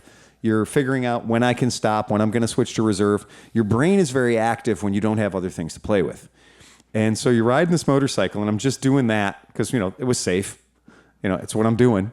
And that was the speed I wanted Very to go. predictable. It's just What it is, man. This is what is the wheat whacker conversion? Is what this came out of because you cut the fairing. You raise the fairing and it changes the aerodynamics of the front of the KLR. Your brain starts and your brain goes, okay, here's the first thing I'm going to do. I'm going to engage my steering dampeners. So I'm going to do full muscle lock. Yep. And that lasts about 30 minutes. Yep. And it does. It isolates quite a lot of the whoo-hoo. And you're like, okay, I can't do that anymore. Then you're going to be like, okay, I'm just going to fucking go dead stick on this shit and see what the front wheel wants to do. That's bad. Don't do that. Don't do that. Don't do the fingertip on the bars. No, don't do that. That's fucking bad. Then I did the whole, okay, well, let's do the Dunlop trick from the 60s was change your center of gravity more forward and low on the motorcycle. So put your torso very forward on the bike and get your weight nice and low and get, just do that and minimize your wind impact, right? I did that, nothing, right? So then you start thinking, okay, well, at my next fuel stop, what am I going to alter? And I was never so angry about the giant fucking touring gas tank capacity of a KLR. Because the seat and the gas tank are not simpatico. You need a much better seat for that giant gas tank. I actually have a metal one that I could probably throw on mine, right, and get rid of the 7.3 gallon, the 9 gallon, right, the military tank, Kuwait to Baghdad tank, the IMS, yeah. Well, what I did when I got to Chicago is I changed everything in my loadout. I mean, I changed where everything was, and I put a lot of the things that I had behind me in front of me. And by putting everything that I had behind me, and I still had the tall KLR windshield, like the tallest GV1 they sell. Yep. By putting everything that I had behind me into the middle of the bike and just, taking panniers off the back and putting them on the gas tank. Inside the bubble. Everything on the bike was happier, another 5 miles an hour higher. And then I was like, shit, I think that aerodynamics was having more of an effect on this than anything else. So my last leg from Chicago to Cleveland, I took the entire front windshield off. Just got rid of it completely because it's a handlebar mounted windshield. It's mounted to the forks. And I took that big, beautiful, tall GV windshield off and just ate the wind from Chicago to Cleveland. But I got lower. And now the bike was happy at almost 90 miles an hour. So I had eventually figured out where the bike was happy. But I've also done that same trip on a DR650, and it wasn't happy at anything above 75 miles an hour either. Honestly, I have to say that the KLR 650 was happier at those speeds than the DR was. And I think that you could either mutate a Versys 650, or you could really fine-tune a KLR. Well, that's yeah. Because I think that this bike, I know it's fucking weird to look at, but I wonder if that bike is going to inherit some of the same problems with 18 on the back and 21 in the front that we're going to have, whether it be a KLR or a Versys. I think go ahead. I say a fender like that's going to catch a lot of wind. That's exactly where I was going. Fuck yeah. Yeah, it does. Yeah, it does. Because the first thing you do on a KLR is you get rid of that fucking fender. Get rid of that damn fender. If you're going to be riding it on the street a whole lot, put a sport bike front fender on it. We're on the exact same page. Yeah. And you're hitting the nail on the head too, Phil, when you said a windshield mounted fairing or a handlebar mounted fairing or windshield is going to transfer that wind load to the steering. To the steering. Whereas this Versus in the picture, that's a chassis mounted fairing. Exactly. And the handlebars turn within that fairing. So And that's why they've done that with the newer KLRs too. Exactly. and that's why most of your road oriented machines have that set up versus a handlebar mounted setup. Handlebar mounted big windshields are a cruel mistress. It doesn't take much. And resistance in wind is exponential. So when you get up 70, 80, 90 miles an hour, you're really loading that front end up. Yep. But God, I love getting that extra 15 miles per gallon. Like that's pretty great because you're like, wow, I just put on a windshield. I'm more comfortable. I can sit upright. My back doesn't hurt. My neck doesn't hurt. And I'm getting an extra 15 miles per gallon.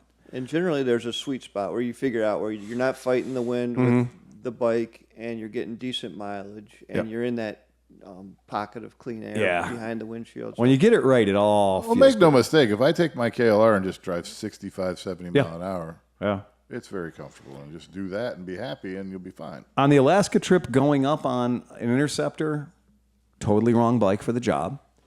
And coming back on a KLR 650, totally right bike for the job. But the Interceptor, I could go 100, 110 miles an hour, 150 miles an hour, and just not fucking care. Just go. Makes the trip shorter. But then you get to the last 700, 800 miles of the trip. Fucking sound guy. The Interceptor is the absolutely wrong bike. The KLR was the wrong bike for the entire trip back from Alaska. But it was better than the Interceptor. Yeah. I would much rather have a bike that was 80% good for the entire goddamn trip than to have a bike that was like really fucking good for the easy part of the trip. And then totally the wrong bike for the bad part of the trip. You know? Yeah, that's a tough one to bridge. When the road turns to shit, it really And it's too, as I'm getting older too, I don't want the heavy bike. Like, so the more and more I'm choosing the lighter bikes for, and my off-road, my KLR dry is 337 pounds. Yeah. But you know what? If you think about when we went on that trip, right? When that one day especially, that was basically adventure riding. Like we rode on the highway, we went on the back roads, we did some fucking dirt roads, we do whatever. My little even SP250 and that we had a great time doing that. No, absolutely. Yeah, I don't know. I think any bike can be fun if you just let it be. That so Phil. Any bike's fun if you're brave enough. So apparently the DRZ wheel and fork swap is a common thing for the Versus now. Oh, is it really? Like I'm looking at actually a really nice. That's looking cool. one in red. I'll just be honest. I'm not going to do that. I don't. That's not what I have because I have a KLR. Yeah. I don't need to do that. I think you should try that oversized front tire business. That tires is all I plan on doing. I think that's going to make you real happy. Yeah, I think that's going to make you real happy because you're also. And mainly, I need to get tires too because it's a 2014 and it has the original tires. Yes. On it, so. Maybe I would. The one thing I would get though, especially if you're going to do gravel or something, is get a skid plate on that bitch. Yeah, I mean, that's not a bad strategy. I'm not going to go anywhere rough. I don't need a skid plate. Yeah. Ah, fuck. Clunk. I love when I'm riding on gravel roads though, and you hear a real nice Tank. rock hits that. It's got that like real like organic sound. It's just like Paid for itself right there, buddy. But it's Well, like I think with the Versys though, it's going to just bounce off the exhaust. it's not good either. It's not great. No, that's what They sell skid plates. Not in my ideal situation. I mean, sure, I'll take a dent in my exhaust before I'll take like a rock through the oil pan. Right. You know, but above all, I'll take that solid ding. It's like it's like an aluminum bell. That's what I call it, ringing the bell. Ringing the bell, man. And if you're on the intercom talking to somebody else, they can hear you ring the bell they can. over the intercom. Yeah. Oh, the first one I got, I was like, why do you suppose they put a plastic? Why do you suppose they put a plastic engine guard on this bike? And I was like, oh, that just seems like a bad idea. I think the cost savings measures have gone way too far in this application. And then I found out why they put a plastic rock guard on it. And it turns out that if you put a metal rock guard on certain motorcycles' engines, it translates the energy from breaking the plastic bash plate into shearing the bolts in your engine cases. Oh, yeah. So I was like, oh, okay. So the plastic rock guard that I bounced off of trees, hit with major wood and gravel and crap, it took a beating and kept repeating, and it was not a problem. until the one day it was like, I just had to buy a new one. Well, I was like, no, I'm going to buy a metal one because I want a real one like the real ADV assholes have. I put the metal one on. The third thing I hit after it sheared 2 of my fucking bolts out of my engine case. So it was like, There's a whole movement. I don't know if it's still going on or not. I used to read about it on Adventure Rider. These dudes, they were all making forms, and they'd get these like PET plastic, like super fucking cutting boards. Yeah. They'd heat them to like 420 degrees, just like whatever like underneath the complete melting, but making it malleable. And then they'd all share these wooden forms where then they'd press them to make them so they fit around the different frame mounts. It's the opposite of vacuum molding. Right, but apparently those fucking things are indestructible. They are. Yeah. They're lighter. Yeah. And they're slipperier. So if you're going over rocks and stuff, They slip and they'll slide. It's like We have a it's like big sheet of that at work. It's like this thick Really? of cutting board. It's a Yeah. 4x8 sheet. You know, thinking about back in the day of skateboarding. Yeah, right. The rib bones and Exactly. all that shit. Yeah. For the first couple of years we did scooter racing, the tracks discovered that every time we turn right, we're putting a lot of weight on our our transmission selector box. Yeah. So the transmission selector box is only as thick as it is. It ain't thick enough. And behind it is all the oil. So when you make 9 or 10 hard turns in one lap, Or leave Porcos and hit it. or hit it, which you did. But after 9 or 10 hard turns per lap, and half of those are right-handers, we were grinding through our transmission selector boxes first or second outing. And so every track that we ever raced on was like, no, we're not going to have to shut down this entire track because you dickheads on mopeds wanted to fucking dump a pint of oil all over turns 7 through 9, right? Yeah. So we all came up with different ideas. And one of the best ideas I thought was we all just took license plates and we cut license plates, and using the 2 mounting bolts, we put extensions on the mounting bolts and put the license plates on. So when you lean the bike over into the turn, you'd get this auditory signal. It's like a curb feeler. It is totally a curb feeler. And you'd make this noise, zing. And you're like, oh yeah, zing. This is so fucking cool. I'm dragging my knee. But then after 4 laps, you'd realize you just put a hole in a license plate. Yeah. And now you're into the selector box again. One of our buddies, who was a skateboard fella, got PET or whatever, and he'd made these really badass adhesive, just puck. And you put it right on the son of a bitch. And I was like, well, that's great. I'm going to get one of those. So I whipped one up and took an old skateboard wheel and hollowed it out, and stuck it on, and it didn't make any noise anymore. And I crashed really fucking hard because I went from, oh, okay, the noise will be coming in any moment now. Oh, my tire hasn't been on the ground for quite some time. You're like, that's a different noise. No, that's a different metal noise. Side cowl. That's way more expensive. Oh, what's that noise? Oh, that's my knee. We need to. That's your flywheel We need to do rubbing these. against the housing. We need to do these now, but put like magnesium in them. Yeah, I mean, look, anything, but the sound that I had gotten so used to was no longer there, and I just fucked myself up in a corner. It's just a strange, funny thing. So today I sold the BMW 325i, a car that I bought. Well, no, I didn't buy it. A lady came into my shop and said, I want that Vespa. And I went, great. And she goes, I don't have that kind of money. And I said, well, what else do you have? She goes, well, I have that BMW. And I looked out in the driveway, and there's this beautiful black BMW, right? Cool. And it's all the things, it's the convertible, straight 6, 5-speed transmission, rear wheel drive. It's cool. And it's just banged up and have enough to have no value. And the driver's seat is perpetually in the gangster lean position, right? So it's just broken enough to be a very affordable car. And I drove it around for a while, and I liked it, but I didn't love it. And then things started making noises that on BMWs are very expensive. And virtually any noise on a BMW is very expensive. Yes. And I didn't really have any real money into the car, so I didn't want to put any real money into the car. Right. And it's got, slightly slammed suspension and nice big wheels and skinny, thin tires and shit. It looked cool. It was a cool car. Perfect car for Cleveland streets. Yeah, right? And the rear shocks were mostly not functioning. Right. It just bounced down the road a lot. But I've had this thing up on Facebook Marketplace for a fucking while. I mean, a while. And I am so sick of dealing with young men Oh yeah. Fucking hell, man. Did you get any offers with emojis? I got a few of those. Oh, man. Are this available? Rabbit, squirt, I don't know, something. Trade for weed was one of my most popular ones. Yeah. And I'm like, dude. Steve's Scion that he's trying to sell. Guy who wanted to trade tats. Trade tats? Tattoos. Really? Yeah. I'll give you some tats for that bike. For that car. He's like, I just cleaned the needle. Oh, man. I said no thank you. I mean, really? And the point is, too, you're like, a tattoo is permanence for your whole goddamn life, right?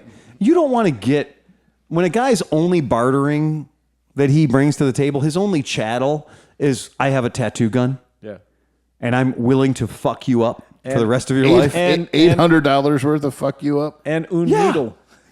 Just one. And a needle. So how much is $800 worth of tattoos? I don't know, Sleepy. Well, Sleepy hasn't paid for one. I know, that's the problem. Well, no, I had to at the end. That's why I stopped getting them. Oh, really? Yeah. I always tip my buddies, but I had no idea how much they actually cost. And then when I went to get my cat on my leg that one time, it was like $600 for this fucking cat. It's So like there's this your big. answer, the fucking Okay. cat. Right. Okay, so I can get some pussy for about $600. There you go. Yeah, yeah. So they tell me, right? This man has too many cats. Yeah, get He rid has of one more cat. pussy than he can handle. But the long and short of it is, finally, this young fella calls me up just before Christmas, and I want this car. You got to sell me this car. I'm like, well, look, I'm flying tomorrow, so this ain't gonna happen tonight. The car's in the warehouse. It's got a blanket over it. It's put to bed for the year. Come and talk to me after the holiday. I'll be back on January 5th. Whatever. No. I gotta have it. Okay. Do you want me to make sure that nobody else buys this car? Give me a $500 deposit. Oh, really? Yeah, you can give me a $500 deposit right now. Over the phone, credit card, that's fine. And you won't sell it to anybody else? No, it's a deposit.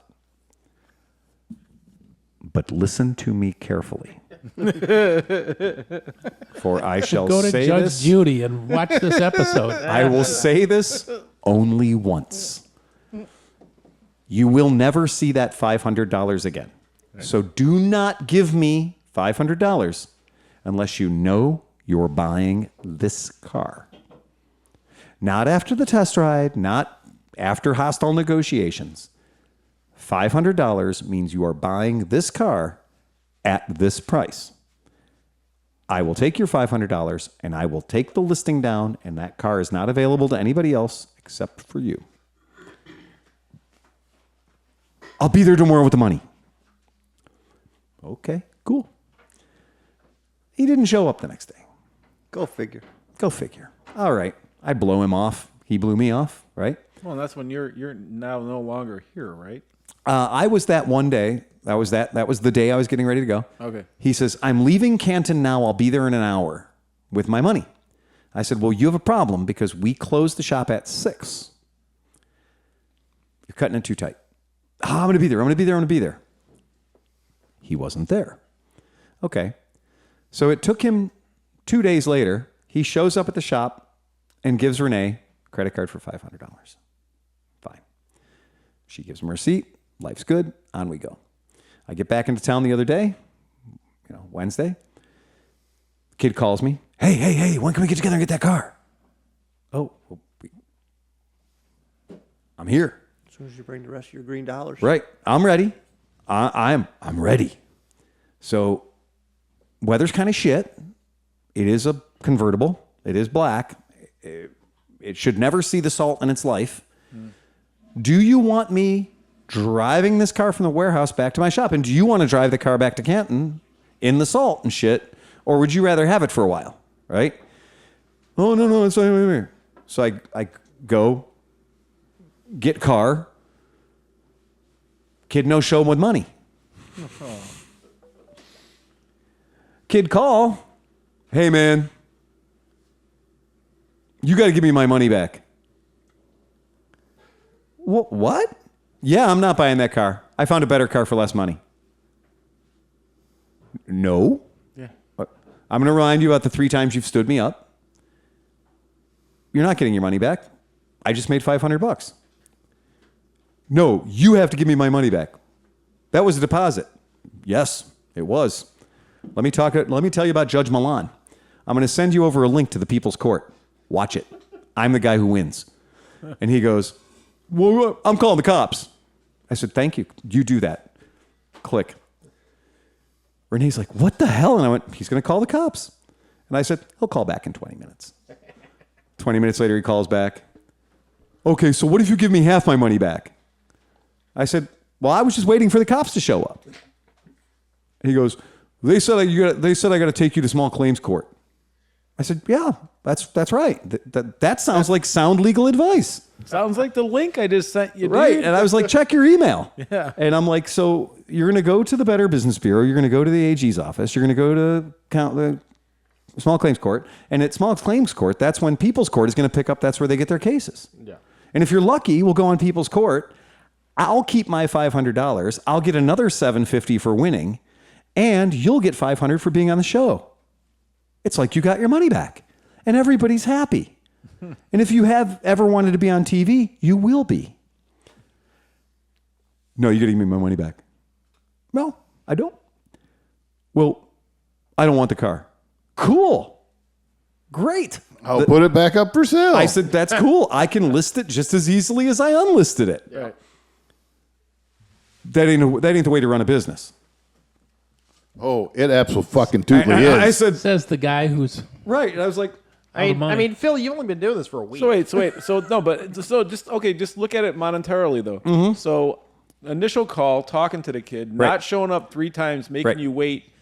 Obviously, like if he was going to show up and you're going to give him a car, Yeah. you're not just holding the door open. You have paperwork to do and all this other shit. Exactly. Renee was there, her hourly wage or salary wage or whatever. You put all that together, you didn't get anything. Like you got $20. right.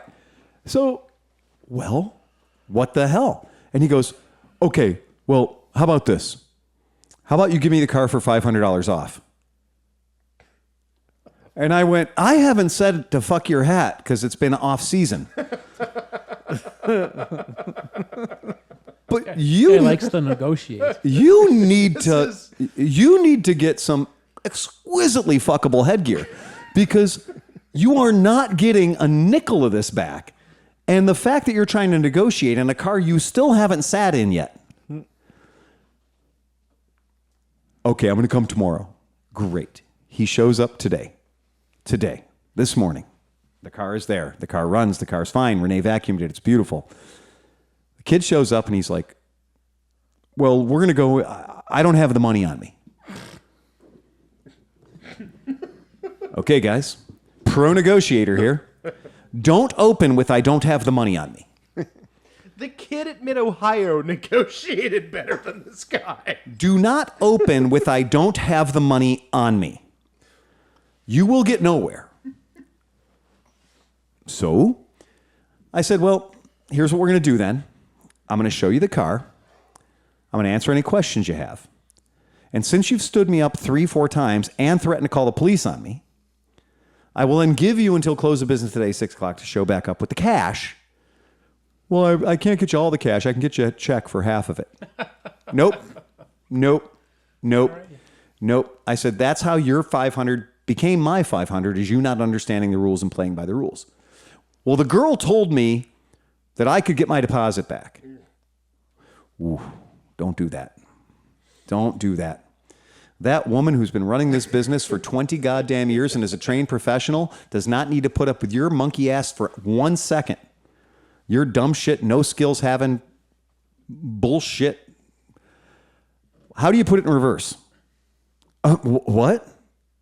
How do you put it in reverse? Do you have to push it down to put it in reverse? Do you drive stick? No, I've never had a stick. Do you drive stick? No, this is my first one. Now you're definitely not getting a test ride. Okay.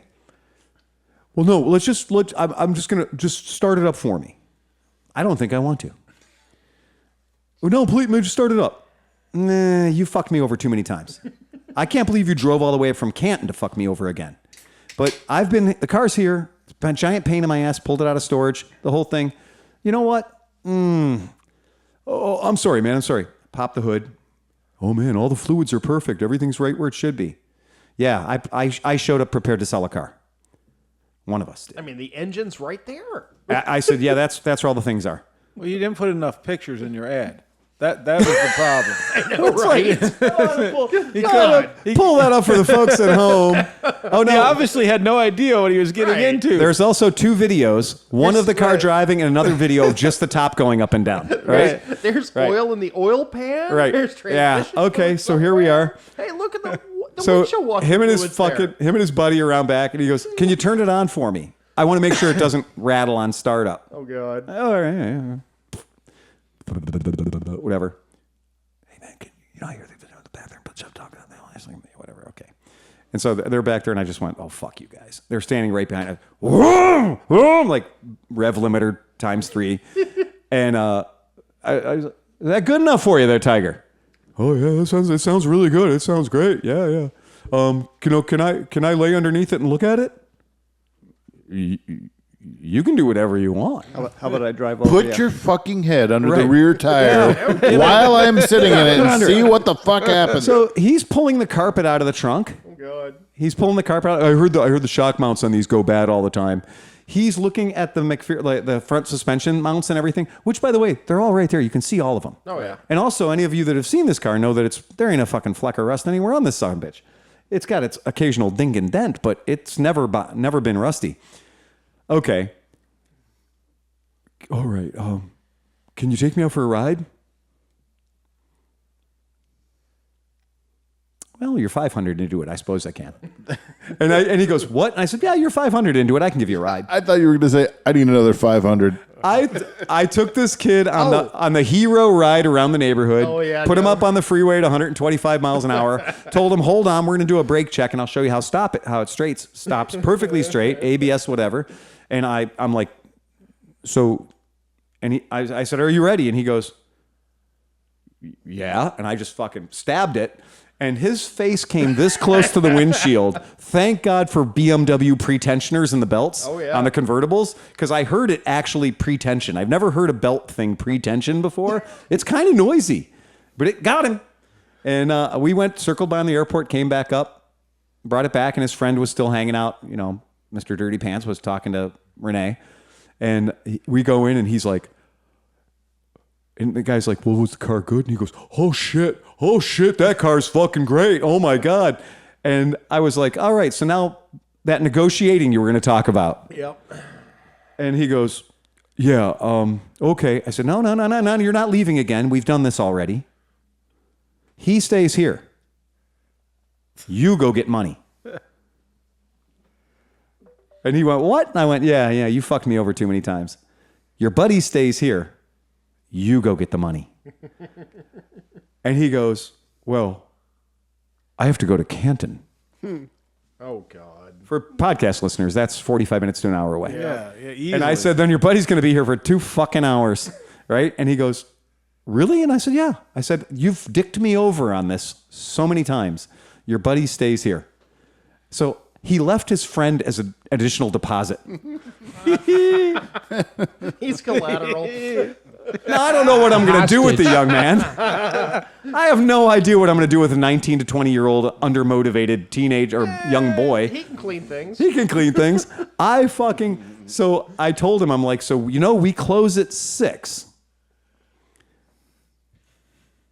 And I'm locking them up if it's after Right. 6. Yeah, we got kryptonite locks in the back. I have really no idea where I'm going with this. He hauled ass. He took off in his little Kia, launched out of there. But wait, what? Rematerialized 2.5 hours later with 19 different denominations of currency that put together made $6,000. But what's the explanation of why dude didn't bring the money? Like, I get, okay, I don't have the money and his buddy has it. Or you put it in the back of the car. Hey, I got to go. And you drive down the road. He was just going to fuck with Phil for another thing and draw it out of the bar. I mean, to be honestly, if I was going to scare some poo out of somebody, that would be the car to do it with. Right. Yeah. And I was not joking when I told him I'm going to keep your friend. Yeah. But he did show back up. And it turns out I finally found the right leverage in this deal where people are like, well, he's going to keep my deposit anyway. I might as well just string him along for a while or whatever. So he knew he was losing his deposit. He didn't think he'd lose his friend. And the term white slavery is kind of misused, right?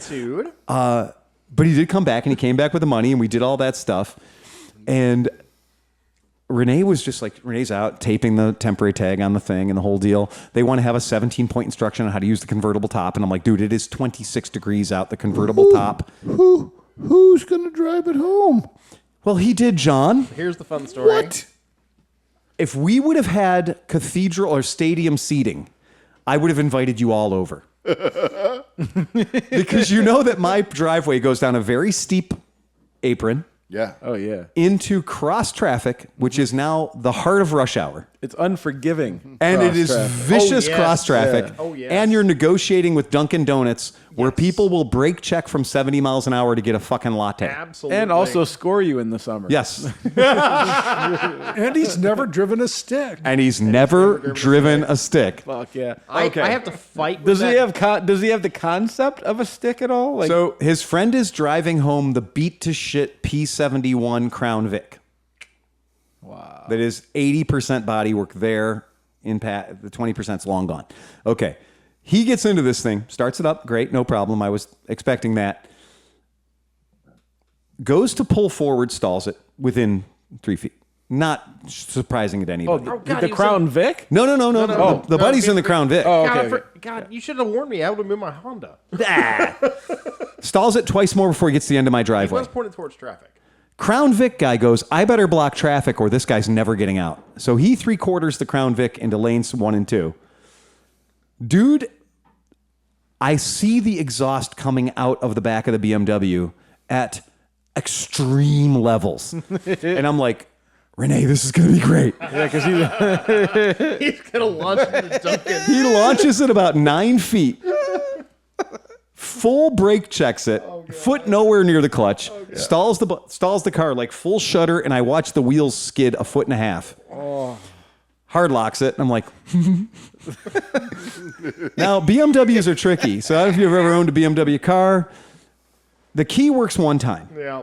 And then if you have to start it again, you have to totally back the key all the way off and go at it again. Otherwise, the key will just spin.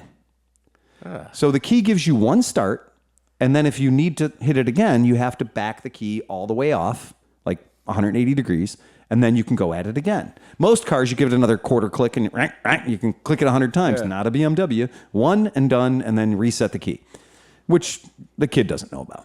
So now he's got all of Lorraine roads blocked eastbound completely. And you know how people are so patient?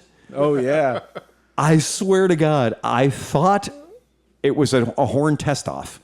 And this kid's panic level goes higher and higher and higher. Oh, God. He left 6 feet of posi marks. He shat it and gat it. Wow. He just dumped the clutch and gave it all the beans. And thank God, automatic traction control exists back in year of our Lord, 1995 or whatever in that car, because he just made 11s. His first set of 11s in his life ever. He's never owned anything with a motor or a transmission in it. He left 11s. Have you confirmed that dude made it to Copley? He did. Ah, okay. Because I got 5 phone calls in a row that I swear to God, Renee's like, butt dial. He's in a ditch. He's in a ditch. Yeah, These are literally, emergency. I'm- This is the last number I dialed. I am on my way out the door, and the phone is ringing. And it's ringing relentlessly. Fucking relentlessly. And he goes, how do you get the keys out? And I'm like, oh, there's a button for that. Okay. All right. When do I get a title? I'm like, man, you got all the wrong questions at the wrong time. I'm like, the next time you buy a car from anybody, think about every question you could ever ask. Do that before you ever say a word about money or pricing. The fact that this kid asked for a discount. He asked me if he could get a $500 discount after telling me he was going to call the cops on me for keeping his deposit. And he thought that was really clever. Like the deposit was going to get kept as the discount. I get it. Okay. Either I'm crying for the youth of today because they're going to be taking care of my diapers in 20 years, right? Or we need to train these young fellas. Oh, he didn't even understand that if he actually bought the car, then it was just a deposit. Right. You weren't just trying to size him for the money. Right. Oh my God, that's fucking hilarious. The kid. You should have just said, okay, you can have it for an additional $5,500. Or what were you asking for it? $6,000. Oh, you can have $6,000. Yeah, you know what? I'll take your $500 deposit off the value of off the price of the vehicle, so it's yours for $6,000. It's yours. Yeah. There's your $500 That discount. kid at Mid Ohio had a much better game than this guy. Believe me, this situation today makes me extraordinarily upset that I have like 21 Japanese domestic vehicles in my world still, weird shit that has 4 wheels that I still have to sell. Right. Because I have to go through this 21 more times. Yes. Yeah. It's that way selling anything. I mean, you put an ad for anything for sale on any Right. sort of like I Craigslist, Facebook Marketplace. I have a 1973 Plymouth Valiant 4-door in New Orleans. I have literally tried to give away for 2 years. Like Kelly Blue Book free. value, -7. Like free. I have tried free with extra motor. Nobody will take No. it. So I finally decided, look, I'm going to have to either put this thing on Marketplace or, and I thought about it for about 2 seconds and I went, I can just give the motherfucker to NPR.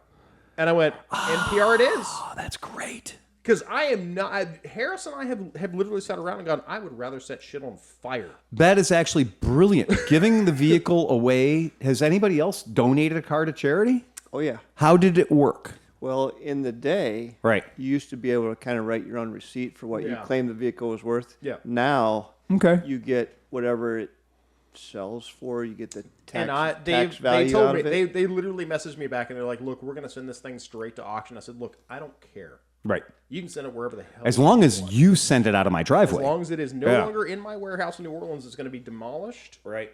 I don't care. I don't want it to be in there when it gets demoed. Right. But if you send it to somebody and they send it to Copart after I gave it to you, Right. I don't care. Right. It's not as lucrative as it used to be. Okay. Right. Because it was like, Which what do is they call fair. that? Sisters of the Wayside or something? Well, I donated a Fiat 128, which may or may not have been running at the time, to the Jewish Federation for the Blind. What?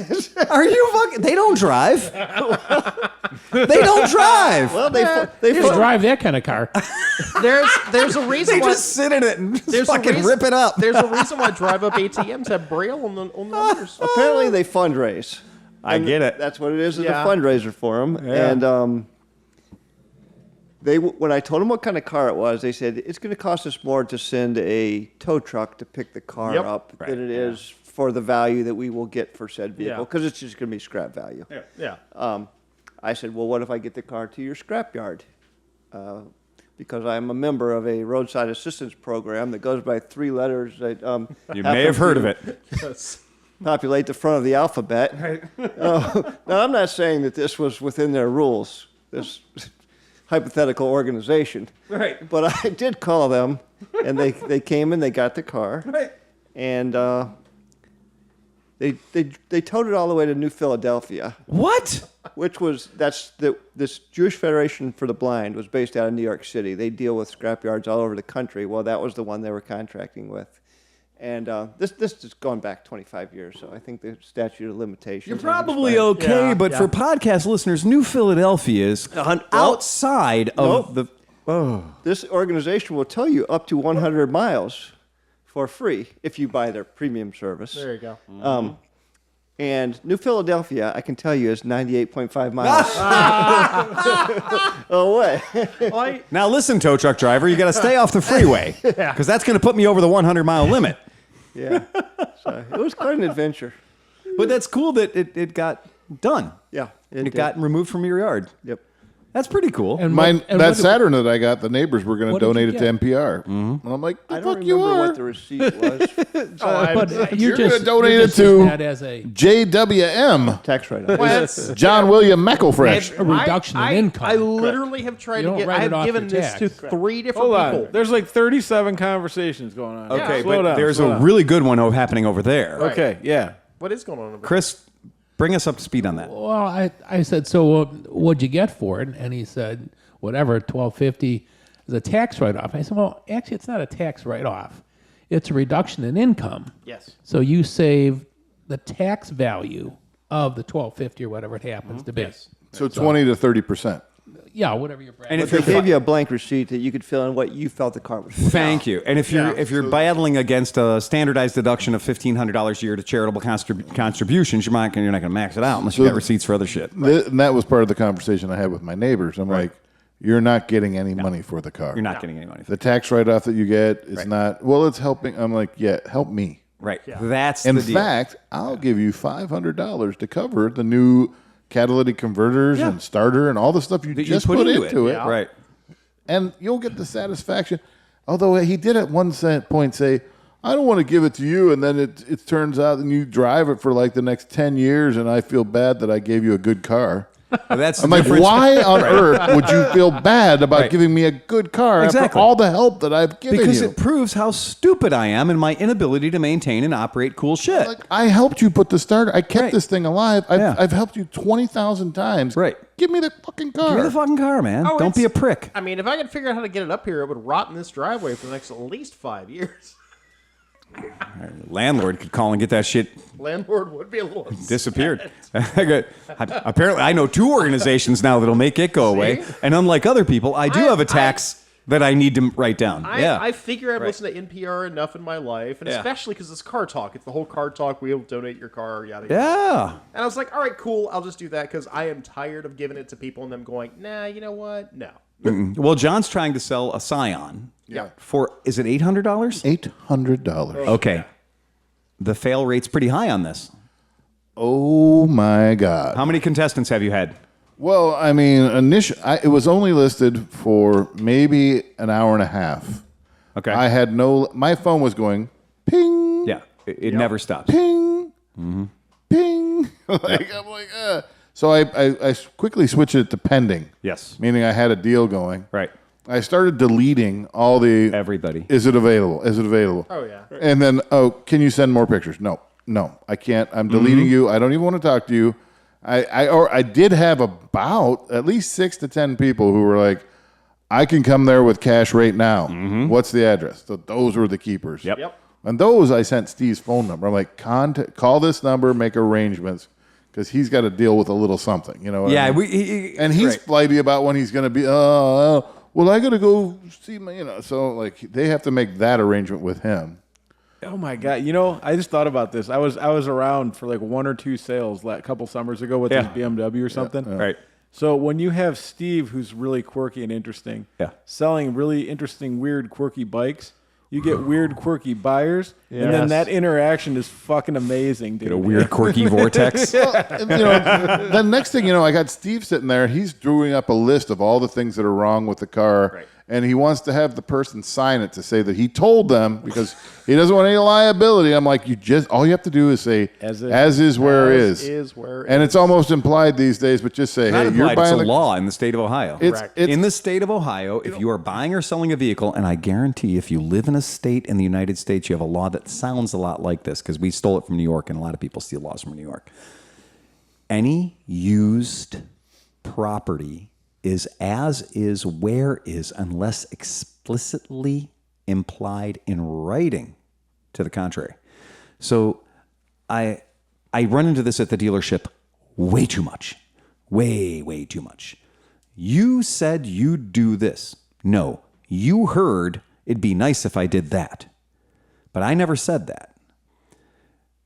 When Steve is doing the whole, it's got this, it's got this, it's got this, it's got that, it's got this. He's very nice. He's being And that's fine. way too generous, but he's also creating his own liability that an unhappy buyer will come back on later on.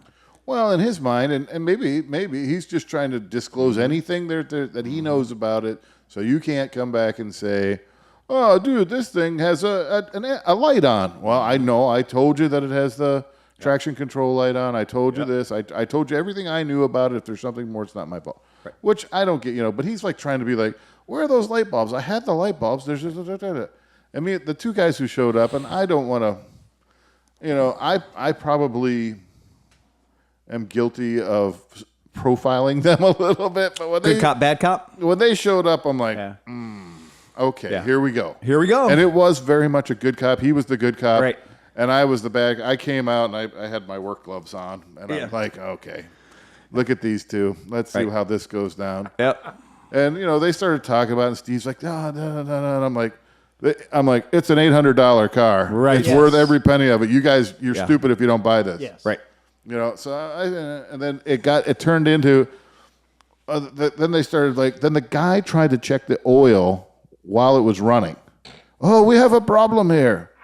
And I'm trying not to use a dialect. I'm trying not to use a dialect, but So for you playing the home game, never ever check the oil with the engine running.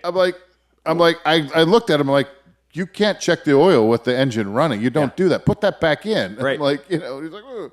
So then at one point he got in the car. They had taken for a drive. He pulled in and they were like, they were kibitzing about this and whatever. Right.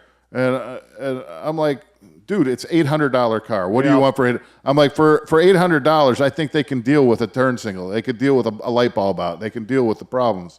And the guy's like, well, what's the problem? What's with the bad attitude? Is this your car? I'm like, it's his car.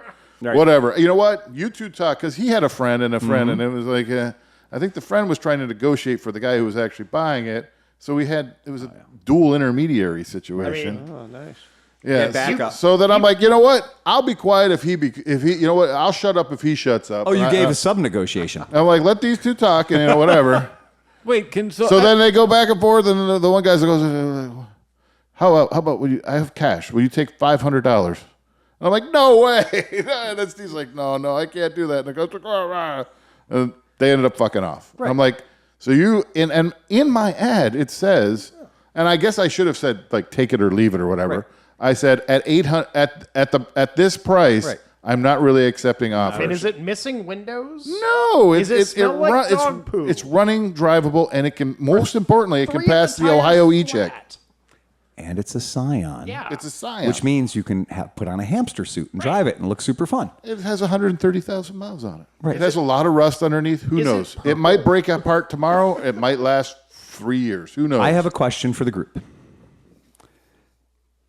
It has become clear this isn't the only podcast I don't listen to, but there are others. This isn't the only podcast I don't listen to either. Here's my question. Is there a place for a professional buyer? So your guy that came out today, my guy that finally came out today, you turn over the reins to this asshole. You say, I'm good at buying cars, and you go out and you get smoked, and you realize you're not good at buying cars. You buy a car, and it's a disaster. It fails. The motor blows up in 75 miles. You realize you got rooked, whatever. Is it worth calling Dave, the buying broker, who then goes out on your behalf and says, I'm going to ask the right questions. I'm going to negotiate the right way. I'm going to get you a better price on the car, maybe, or I'm going to make sure that we're filtering out all the bad cars. A bird dogger. One word. Yeah. Carvana. Oh, buyers, brokers for stupid people. Right. That's a situation where people just say, I don't want to deal with any of that. Right. I don't care how much the car. So it's proof that it works. Just I hit proof that pay. someone will take advantage I of pay it. It gets dropped off in my driveway. I'll deal with the consequences. Yeah, but think about it though. Think about it for what. Here's what you're missing on that point though. For us, it doesn't make sense to do that. If you're like a 20-year-old girl who didn't have a dad and like mom moved to a different city, are you gonna go to some fucking dude's house to try to buy a $6,000 fucking used car? I have had on the same exactly what you've just said. Yes. I have had people tell me for Or I'm years, gonna find me, or I'm gonna find some dude to go with me, and I'm gonna go do that. I have been told for years that but is dudes- exactly what I should be what be doing. dude that age? So you're in Phil's camp. You're arguing for the buyer broker. Yeah, there should be a buyer broker. Go ahead, Chris. Okay. Chris. You go first. I'd say on a used car level, bring your Uncle Phil with you. Oh, yeah. Or your Uncle Joe or whoever right. you got. Right. Somebody that knows cars, someone that knows how. There's I will tear a car 11 apart. there's 11 of us left in North America. There's less and less of them every day. I would never 6 of them are consider right here. Yeah, right? Getting in the middle of someone else's deal for Right. the fact that if the car turns out to be a piece of shit, You're on the hook. then Yeah. whomever hired you to do the vetting of the vehicle is going to say, hey, you told me this was a decent car. Right. And you can't foresee everything. can't foresee. I would stay out of the vetting of the vehicle. I wouldn't be test driving the vehicle. I wouldn't say anything about the vehicle. That's all on them. It's only being itinerant about the type of deal that you get and the stuff like that. I think. Okay. I mean, because A negotiator. if there's going to be a vetting of a vehicle, then the vehicle has to go to a shop. That's good where. idea. This is true. Okay. Good. Chris? Good. So in the two examples that we've heard, the buyers are, for lack of a better word, cheap pieces of shit. Yeah. So you got to pay your negotiator a Right. premium Yeah. to do this on your behalf, and those are not the customers that No, are going to they're whip not. out an extra $500 out of their pocket Yeah. to go out and negotiate. So I don't think there's a big enough market Right. to have a business for people that actually say, I don't give a shit about $500. Let me give you the $500 to make sure that I don't get burned on a $10,000 vehicle. That's a good investment. That's a good investment. But there's not that many people out there. No. So There aren't. I would say it's not a good business model. No. No. And we've had people at the shop completely, I mean, give us a call. You don't know me. I'm in Arkansas. There's a bike 3 miles from your shop that I want to buy. The guy's going to bring it by your shop. What do you guys charge for a safety inspection? Charge 1 hour of labor. I would like you to pay special attention to these issues before I have it picked up by a shipping agent or whatever to send it to me in Arkansas. And that's a conscientious buyer. It is. Versus the kid that called you up Exactly. and entered into a deal blindly without seeing the car and then tries to negotiate after he's already committed. Retroactive negotiation is not a good place to be. What price point do you think separates buyers? Like, at what point does those kids stop showing up and dude that? So the particular motorcycle in question that we had bird dogged was a bike that's only about a $6,000 bike. Okay. Okay. It's only about a $6,000 bike, but the buyer was just like, yeah, I've been burned before. And for the $150 or $125, I'll have the guy bring the bike to your shop. And honestly, it's a great way to feel the fiber of the seller, because the seller's reluctant to take it to a shop. Right. Well, that might have just saved you a whole lot of pain in the dick, right? Other states we're not in right now, have motorcycle inspections every year or every other year. And that's an interesting thing, because the guy could say, well, I just had my inspection 8 months ago or whatever. That's a pretty cool thing. You have a lot of buyers confident when you're dealing with somebody like that. It just sounds like more motif. money. Yeah. Yeah. More money that you got to give the government, though, every year out there. Right? Some states do it almost for free. Oh, okay. Yep. Some states do it almost for free. The benefit for the shop doing the service is that they go, you need rear tires. You need a chain. Yeah. And every time we've ever done a safety, we've never said, oh, this bike is a 100-point excellent bike. No. It's just never happened. There is no used bike being sold right now. It's going to be 100 points. No, not And at all. That's just because if you're going to get down to every little tiny thing, You haven't your seen brakes are Dan's three. Triumph. Your brakes are 0.75%. Well, your rear tire but- needs changed. Your chain doesn't have lube on it. But now on the seller's angle, now we're all sitting here, and every single one of us has got a story about a fucked up marketplace experience. Yeah. I will put this back out to the podcast group. Is there anybody out there that knows a place to sell cars or motorcycles that isn't Facebook Marketplace? Don't tell me Craigslist. It's dead. I visited it again at the cemetery last week. I gave them. Now you have to pay them money Yeah. to vet out all the fucking idiots. Yeah. So I put the $5 down and I relisted this car and some motorcycles and some other shit on Craigslist. I have had squatoosh, as Chris would say, for people following up on my Craigslist postings. Hundreds of markets I'm putting them into. They're not getting anything back. Facebook Marketplace, I'm getting oceans of traffic back. But the quality is almost 0%. It's as close to 0% as I can get. I know you probably do this, but like with my guitar stuff and all the things, if you go to specific forums, a lot of times they're classifieds. Yep. Because then you're already dealing with people that are into whatever you're selling. Absolutely. And they're used to they're like if you're offering at a fair price, they know exactly like where your price is compared to the market. I mean, I've had really good fun luck selling stuff. That's on an that. extra step. And if you're if like Phil, you're selling 100 vehicles at a time.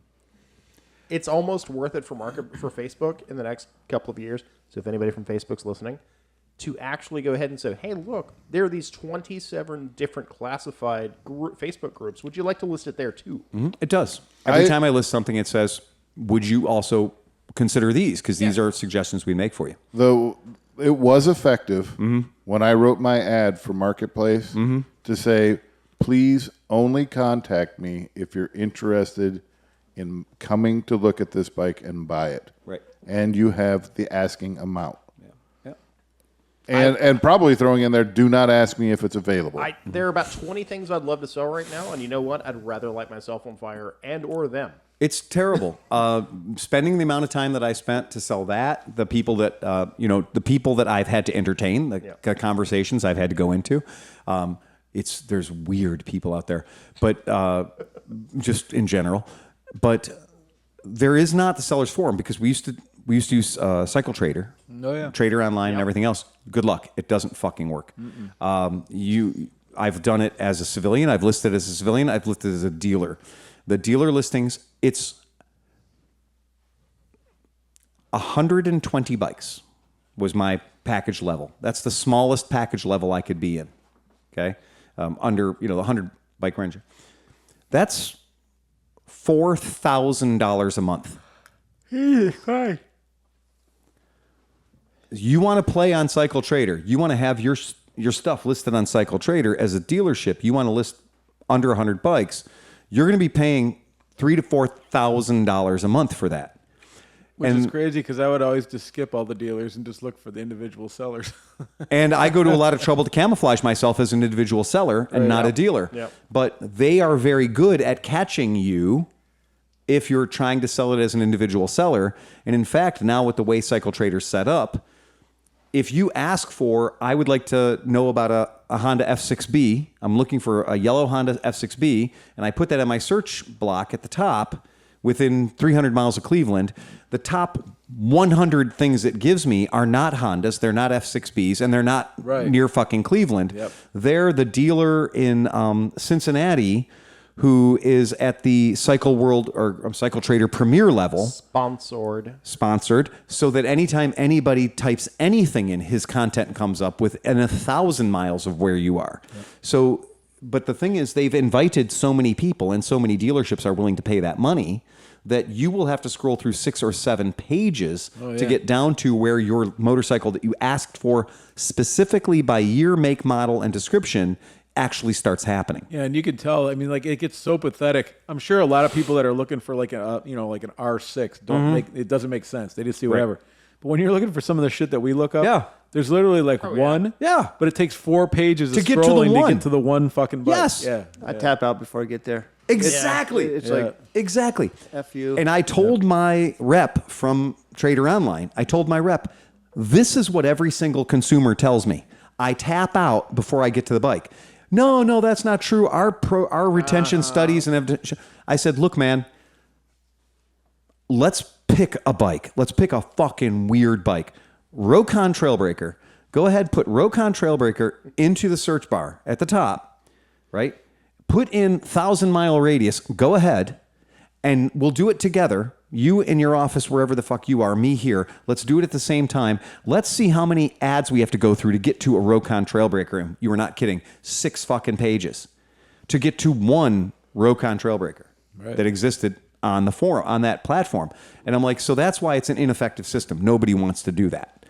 So right now, buying and selling motorcycles is a giant bite in the dick right now.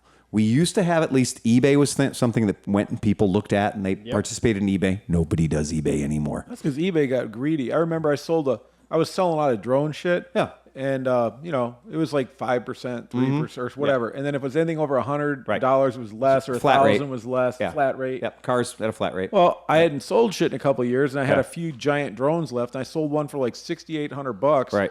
And all of a sudden, I find out I'm getting $4,900 of. Like they took like 20% of the fucking sale now. Yep. It's insane. And plus, they'll also hold the money in an escrow. Oh yeah. In case the person buying it feels like they were mistreated in some way. Oh yeah. Yep. Big tip. Everyone does. If this was less than I expected. So then eBay is going to contact you and say, on behalf of the customer, we're going to reduce your take on this by about $2,000. And that's where your friend from Canton Yep. learned his negotiating Exactly. technique. Right. I'm not happy. I'm not happy. I want my money back. I want some money back. I'm like, yeah, all right. When eBay started taking money back because the customer filed a complaint. Right, yeah. I found an aluminum Christmas tree with the pom poms and a bullshit and the stick in the middle at a yard sale, and then I was told I had to get rid of it because it wasn't going to fit the motif of the house, which was circa Goodwill bullshit. But I was told I had to get rid of it, so I sold it on eBay for $100. Okay.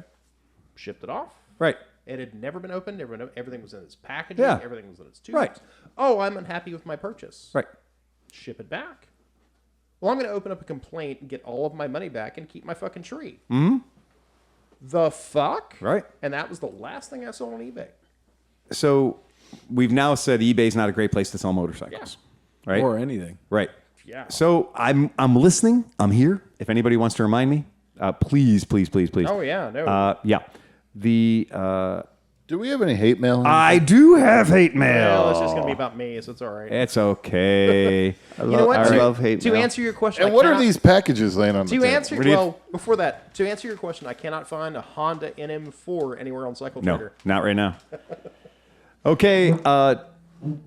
Two side notes while I try to get the feeling back in my feet. Okay. I figured out a life hack for the Centurion one-piece suit. Fold the legs up. It's much easier to put the shoes on. Yeah, if you ever put on a full fucking riding suit, yeah, take your fucking pant legs all the way up before you put on the riding boots, as opposed to having them down and fighting with them. I know it's silly as fuck, but it works. And the other trick I can tell you about putting on boots, especially complicated motorcycle boots, put every part of your gear on first. And put your boots on last because you will sweat your balls off. Phil, the phrase is corset before boots. Corset before boots. It's exactly right. Absolutely. So that's the first thing.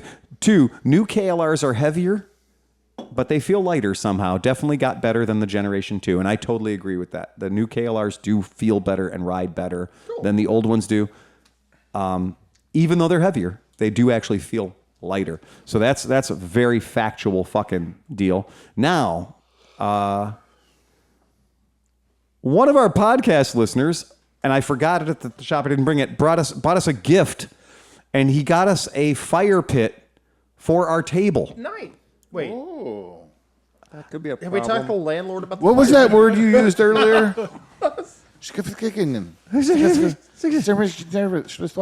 Tischdecke. Tischdecke. Oh, the fireworks. It's table fireworks. But yeah, the dude brought us, he sent it. I'm going to bring it. I didn't bring it today, but I'm going to bring it. It's gift wrapped and everything.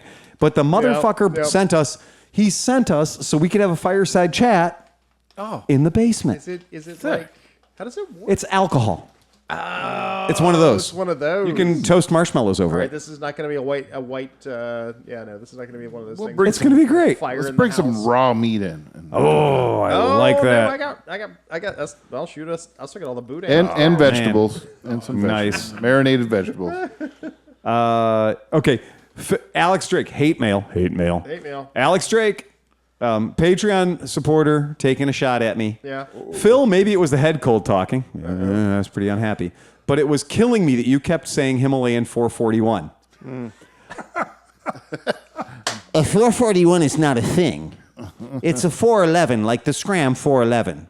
The new Himalayan motor is 452 cc's. Pinch your nose closed. Put your nose closed. I was literally yelling at my phone, but I don't think you could hear me. Ha ha. Revel in your victory, Alex. You win. You win. My You news got 'em. feed has been nothing but Himalayas since that That's night. true. That's because your phone listened. I stand by my statement. Too slow. Too slow. Too cheap. Too slow. Too cheap. Too slow. Too cheap. Too slow. Too cheap. Yeah, you got me. Because you know why I said 441? Because the fucking BSA Victor's a 441. Yeah. And that 441 number is in my gets stuck in your brain. head. So 440, 441, whatever it takes. whatever it takes. Yeah. So all right. Johnny Mack, you were talking about Pete's gifts to all of us. Let's do it. Oh, this is from go for Pete? These are late Christmas from presents. Pete. Oh, okay. So I got left out the Christmas Eve podcast. I don't have a. It's the crinkle cast. It's the crinkle cast. These are heavy dutifully wrapped. Oh goodness. Yeah. Oh wait. And mine is going to Johnny require Mac's a gonna Gerber love mine. tool. All right, this is the sound of unwrapping. Yeah. So Oh, if you're playing a home Pete. game. I'm going to describe Thank you mine so as much. I was just at Rural King, and I was looking at buying some bulk meat stick. I got a pickle. Nice. It's a vegetarian meat stick. But you want to ride your motorcycle. I'm going to put fucking Pete's love meat in my mouth. Thank you, Pete. Oh yeah. Desert Fire hot smoky sticks. Oh yeah. Fuck that. That stuff's good. Yes, it is. That stuff is good. Can of applesauce? The can of apples. That's crisscross applesauce. That stuff's delicious. I got some pork chops upstairs. We'll use that. Ooh, I got the big sausage. There you go. I like that this is completely unlabeled. No, that's the same from. It's, Cinch, tell me about your pickles. I got a Oh, dill. we got the dill. I'm scared to eat mine because it says hot. I got a on it. hot mama. Yeah. Yeah. And then I got a Van Houten. Van wait. Houten? The Big Papa. Should I be worried that there's actually no brand information whatsoever on this sausage? Oh, that's a good idea. those were each dual packs, and they were they were split apart. split they're- apart. yeah. So that's what you have is you have the Desert Fire hot, probably. That's from Gold Rush Meats in I got the down in Desert Fire. Lincoln. How would you get? The same. They're all the same. It's not that hot. Let's try it. Here, you got yours open. Let's see. Here, anybody want to try an open one? Let's go for it. All right, you know what I know nobody wants to hear is a bunch of Thank men you, Pete. chewing on You're meat. welcome. Hey, let's have your dill. I kind of like it. Okay. Big Papa and Hot Mama. More. Okay. Yeah. Ready for more hate mail? All right, here we go. Alrighty. That Here we asshole go. Tom. What? Ah, not yet. Okay. From Dan Archer, Lawrence. This is the boat guy. These are the offshore power boat, Oh yeah. right? Water separators for boat engines. Must not have notifications for Patreon set up. Now a question. A couple of episodes ago, you guys covered modern bikes and the lack of support after they reach a certain age. I have avoided tech on my toys because I don't know how to maintain it. My latest bike is a 2018 Triumph Tiger XRT. And I knew going into it I would have to travel from my home in Canton again, for dealer support. When the orange wrench came on for a maintenance interval, I contacted the Triumph dealer, who's an hour north. Yeah, we know he's right down the street from our shop. Yep. And after we talked about the issue, they told me to call back in the fall. Oh. In the meantime, I could do any normal maintenance. I checked into an application or tool to plug into the bike myself and was quickly deterred. Yes. It's a bummer because I do love the Triumph triples.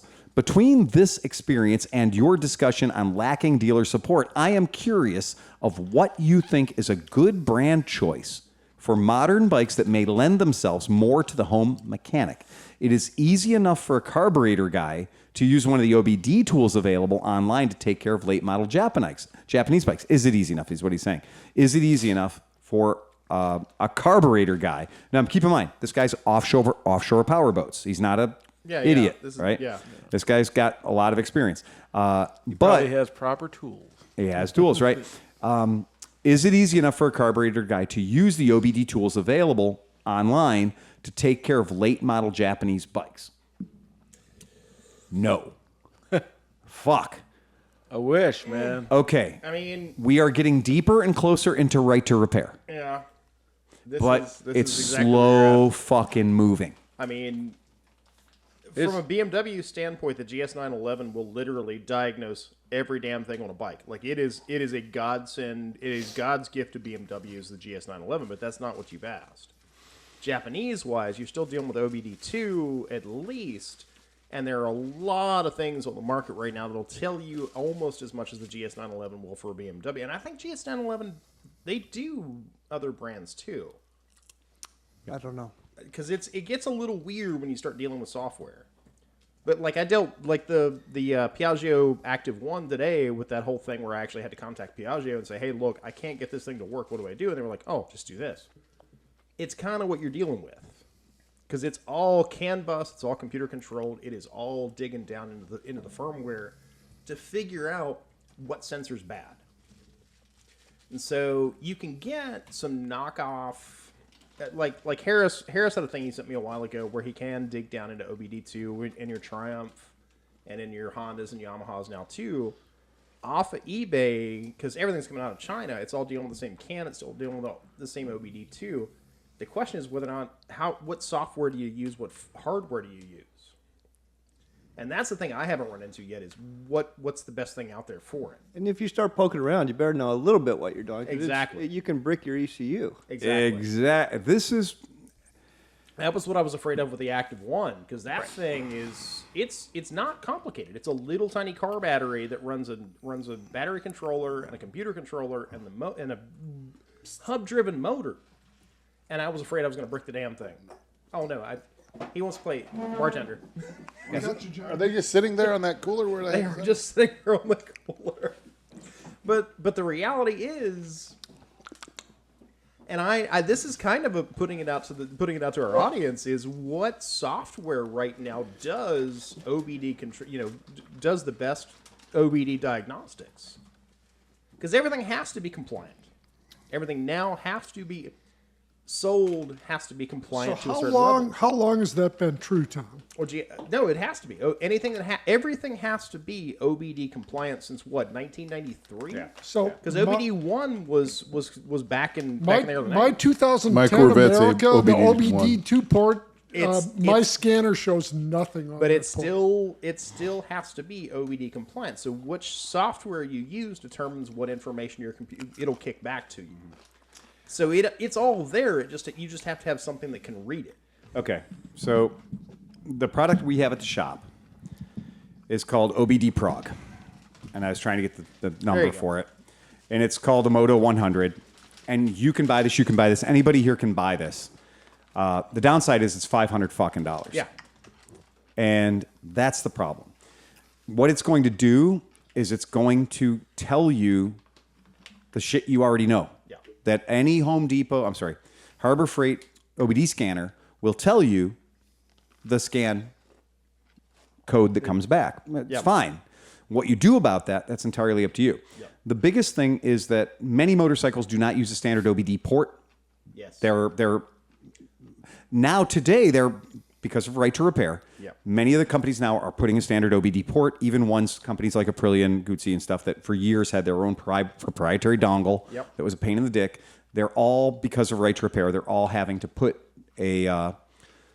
these items in.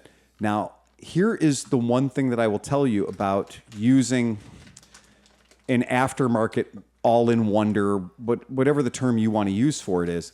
They're not real fucking granular, okay? Whereas in some of the software kits that we have and some of the diagnostic tools we have, it will literally tell you, you've got this situation, you've got this code, you need to go and do this, and it'll give you a troubleshooting guide actually in the diagnostic tool, because that is a diagnostic tool that not only do you pay for the device $1,000, but you'll pay $1,000 to a $4,000 a year subscription for that service.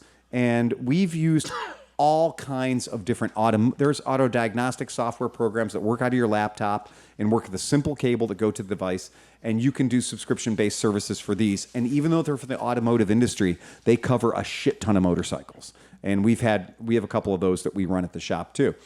For the home gamer, for the consumer who's trying to do that stuff, you have got to weigh, do you want to go with like a down and dirty one is like an Ansel. It's called an Ansel MT700. You can get that. I think that those are still around.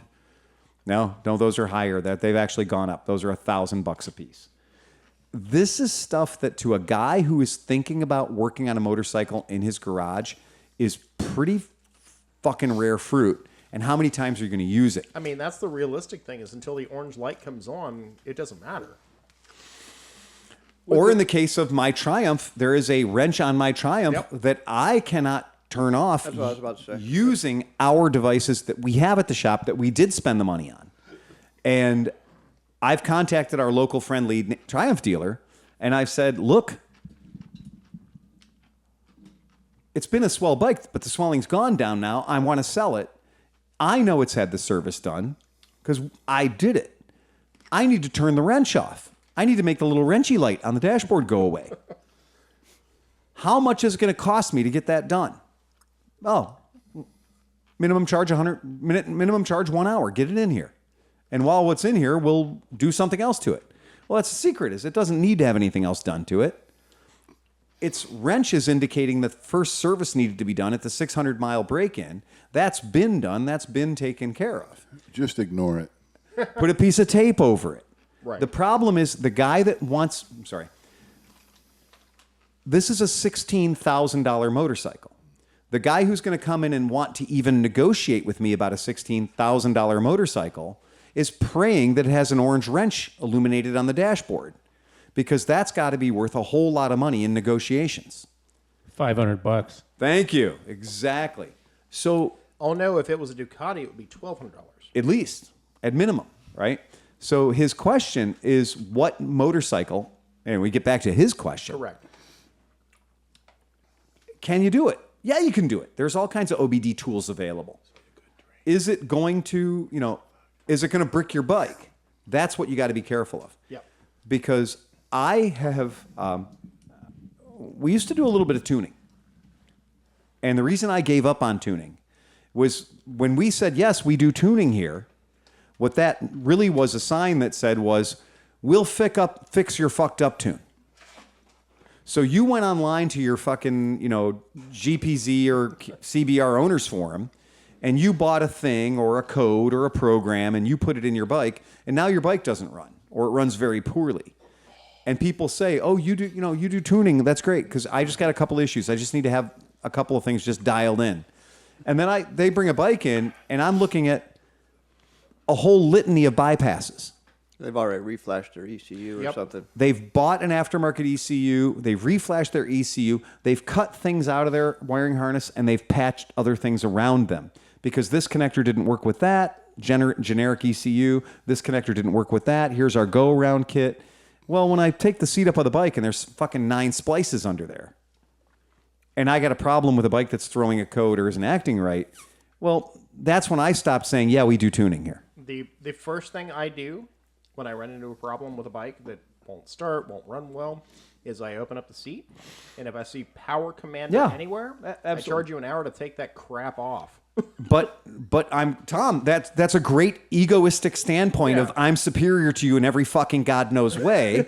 But what I'm going to tell you is every single podcast listener that I've listened to, and all those other podcasts that I don't listen to, they will all tell you over and over again, one of the best things you can do is buy a Power Commander for your bike. Because the factory ECU settings are not giving you the maximum power that your bike can deliver. And the first thing I do is throw it in the trash. Okay, but Tom, I've got Power Commanders. Yeah, on at least 6 of my I'm going to bikes. interject, and I mean, we did Power Commanders, Yeah, and maybe that was because they were older models and they played better with that. Or new Tom, one? maybe They were- it's because you're no fucking good at Power Commanders. That's true. Because every Power Commander I've ever installed, which is in the neighborhood of 100, worked great and did what it was supposed They were to do. And fantastic. every time I find a bike that doesn't run or doesn't run right, You're doubling down on this. Commander. You're doubling down. I wouldn't double down on But it. you're blaming the machine for idiots. oh no. It could be a situation where newer bikes now it's getting to the point It's- where the level of gameplay once you start fucking with a cameras, Power Commander can't trick it because can't. So here's- it'll detect it or it's going to cause other problems. But that's got to be fairly recent because I mean I was very happy with what Power Commander could do with most fuel injected the newer bikes. stuff that I've run into, every time the problem is always when they tie in the Power Commander. But here's the thing. So now you don't have to fuck with it. And a lot of people have abandoned that because you do know how A typical do know power. how to have I'm sorry. to tune. But wait, no. So like for me, my Z900, it had a whole bunch of known flaws. The fan was too low. It had a speed governor, all this different shit. It was really rough on low idle, like when you gave it was jerky as shit. Yeah. Real snatchy throttle. So, but you go to the professionals, so the two-wheel tuners, two-wheel dyno tuners, TW2, whatever it is. Yep. You tell them what modifications you've done to your bike. Is it stock? Is it this? Down to what pipe, what exhaust, what anything. So I told them I kept the stock can. I got a Delvic header. I blocked the Paris pipe to their recommendation, but it's completely. I just shoved a marble with a zip tie so it can't go up into it. Can't go up into it. Instead of spending the $400 on the plates that do the exact same thing as a free marble and a zip tie. Right. And anyways, so you send it off to them and you tell them that. They send it back, but they get a test bike. They dyno that test bike with all the available headers and exhausts and stuff. They have a relationship with all these people. So then they actually build a profile. Do you want a race bike? Do you want a touring bike? Do you want a thing? You tell them all this. Yeah. If your bike has available modes, they'll reprogram those modes to reflect what you've told them. And now you have a bike that it's backed by guys that actually put the research and the technology into it, not just some fucking dude with his buddy drinking beers. There going, you give go. It more Power Commander does the same thing. When you buy a Power Commander, you get a sheet for your bike that will actually John, list out. No, I'm saying again, you're the kind of guy that should buy a Power Commander. To Tom's point, there's a lot of guys that go, I bought an R6. I heard you have to get a Power Commander. But the Power Commander will send you a sheet, and it says. But John, it says you can add more fuel. That means good, right? No, you're not listening. Add more. You're not listening. Just let me finish. There's 5 lights on the Power Commander. They could be red, blue, or green. It's a whole sheet that says if you put this exhaust on, you can literally do what you're saying, and all you have to do is just say, well, this is what my bike has. I just have to program these 5 lights to be what it says. But right you here just on the proved sheet. my point, because again, I said it's not the machine, it's the dummies that buy them. You're not a dummy that might have had one. I guess if you can't reset a clock or your watch or play with a phone, then no, you can't handle a Power Commander. My statement on this is, unlike Tom, who says, first thing I'm going to do is take the Power Commander off. The Power Commander, the hookup of a Power Commander is you unplug the fuel injector, you plug it in line, and then one wire has to go to power. That's it. It's not really doing that much. So here's my experience, is very rarely have I ever found an object, like we keep using the term Power Commander, but anyway, because Power Commander USB, I installed a generic thing. tons it's like of them. Xeroxing a Xerox. But here's the trick. If you have the right tool, if you have the right part for the application, if you have the right exhaust that it's meant to be used with, if the wiring is kept the way it should be, usually it's not the problem. Usually that's not the problem. The problem is when the guy tries to install the wrong item, the wrong pipe, the wrong this, or this whole thing about like just the tip. When people are just like, okay, well, I would tell you that if you want me to tune this bike, we're looking at $2,300. I'm going to do this. These components all go together. Power Commander knows that. Power Commander has done a lot of testing with a lot of people. I worked with companies called Redline and people that have done all the Fast by Faraci tuning. That's where we were doing a lot of our stuff. We were doing a lot of our mapping, where we weren't even buying Power Commanders. We were taking factory stock ECUs and sending them out and having them be reflashed. That they're actually saying, okay, Pete, what exact bike do you have? How do you ride it? What fuel do you run in it? Are you 2-up? Are you mountaineering? Do you want whole shot? Do you want this? Do you want that? These are what I want.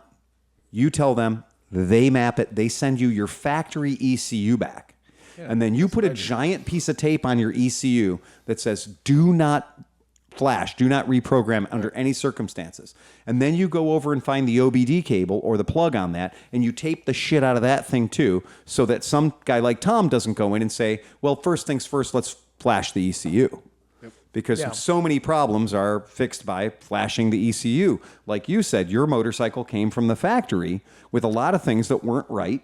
Right. And in the second and third year of that, they fixed it. Some of it, but some of it's still like speed restrictions. Yeah, well, that's just like that. Nanny state shit. Right. Yeah, that's nanny state They get stuff. rid of that. They also lower the fan speeds. But no, it's the original ECU. They reflashed it, and the same thing. It comes with a sticker that says this ECU has been flashed. Yes. Do not modify it without talking to the owner. Yeah, and blue fucking painter's tape around that shit too. So it's bloody obvious. But what I would say is, what he's talking about for OBD available tools online, taking care of a modern Japanese bike, this is very easy to do. But let me add long as you stay within your fucking lane. Let me add something. This is really, really, really important. Like, we usually don't talk about stuff that's very, very important. This is. Yeah. So everything that we just talked about for the last 20 to 25 minutes is going to be completely fucking irrelevant if everybody that listens to this podcast also doesn't tell everybody else that they know to go online and look up this right to repair stuff. Right. Summit Racing, we're putting like millions of dollars into this campaign because we might not exist if this goes through. Correct. They want to get rid of all, like, you're not going to be able to get parts. You're not going to be able to get aftermarket parts. You're not going to be allowed to work on your stuff. You're not going to be able to do shit. And it's serious. Like, they have numbers now. They have dates like 2020, 30, or 2035 and things like that. So to the point that they don't even want to allow track-only cars or motorcycles anymore. Mm-hmm. It's like you can't even say, like, well, it doesn't matter. I'm not driving this on the street. I'm going racing. They don't want you to do that. So it's getting that bad. So I don't know the website. I wish I would have thought about it, but I didn't know we were going to be talking about this. But if you go and you search on Google, I think they have a form letter, but when you fill it out through this thing, it sends it in, and it's sent in by a stack of lawyers, so it's not just like random bullshit coming in and stuff. But if you look it up, you can find out. It's a pretty big topic right now. See, but I it's know huge. right to repair is going to be a big thing because it's going to hit us really hard. Yes, it is. Because anything that doesn't have a Piaggio badge on it, suddenly overnight, we're going to look at it and go, sorry, Yeah. Yeah. And we can't get anything for it. we can't get anything for it. And as a shop, I can assure you when I'm telling you, when somebody contacts the other day and they're like, I need you to work on my Moto Guzzi. And I tell you, look, man, I do not have the keys to that castle anymore. Nope. That is, you need to take your particular problem, because in your short description of what your particular problem is, you've got to get current firmware in the bike. Yep. And you've got to get fresh firmware, because I know they've changed it a lot since the V85 TT came out. There were problems in the firmware that they addressed, and there's a lot of them and a lot of things that were sorted out. Yep. I can't fix that. I cannot, because it is a subscription-based service. They are not going to release that information to these clearinghouses or these places that do. I'll sell you an OBD scanner tuning device that will work on 773 different motorcycles. Well, those kinds of things are not going to those places. What you're probably going to do from those places will be like, Uncle Zippy's tune that has been appeared on 75 different websites of, the tune that everybody seems to like for their bikes, because there are non-recommended or there are non-sanctioned tunes, and then there are manufacturers' tunes, manufacturers' maps. And we have seen the nightmare problems of just one That GTV version. man. One version. And there are things that are buried in here. And I mean simple little BIOS things where you're like, this thing didn't work, it's not working right, or we sent it out and it failed and it came back, and we sent it out and failed and came back again. And somebody says, well, are you aware that on that particular bike in that particular year, during the prep, you had to hook it up to the thing in the diagnostic and go into the BIOS and change that one little setting? When I was an independent, we had no computer. No Piaggio computer, no pads, no nothing. So it literally was in, oil change, whatever, out. Now, every bike that rolls in front of me after that GTV, every bike that rolls in front of me, has to hit with it pads. goes on pads. It has to hit the diagnostic. Because if it does not, and it comes back and, today the Piaggio won. Right. ECU firmware update. All right. Hey, we're 4 minutes from getting fined by the FCC. Excellent. Okay, now, things I do absolutely want to say. We have got a surge of Patreon members. Hey. Okay? That is fantastic. They're here for the jokes. That's it. And this is the thing. This is what so Jeffrey Mace just signed up $5 a month level to hear our podcast. Again, though, Jeffrey, you're not getting the jokes. Right. For the extra $5 a month, you could be getting the punchlines to all these jokes. It's so much funnier. It's much funnier podcast. I strongly recommend getting the jokes. A guy walks into the grocery store, the female cashier, or he buys a banana. Wait. He buys. That was good. We're gonna let you restart that one, John. We'll save that for next podcast. Well, you can do it. Wait. I'll give him one free punchline. You ready? I know. I think that's a good one. I think that's a perfectly good one. He only took tips.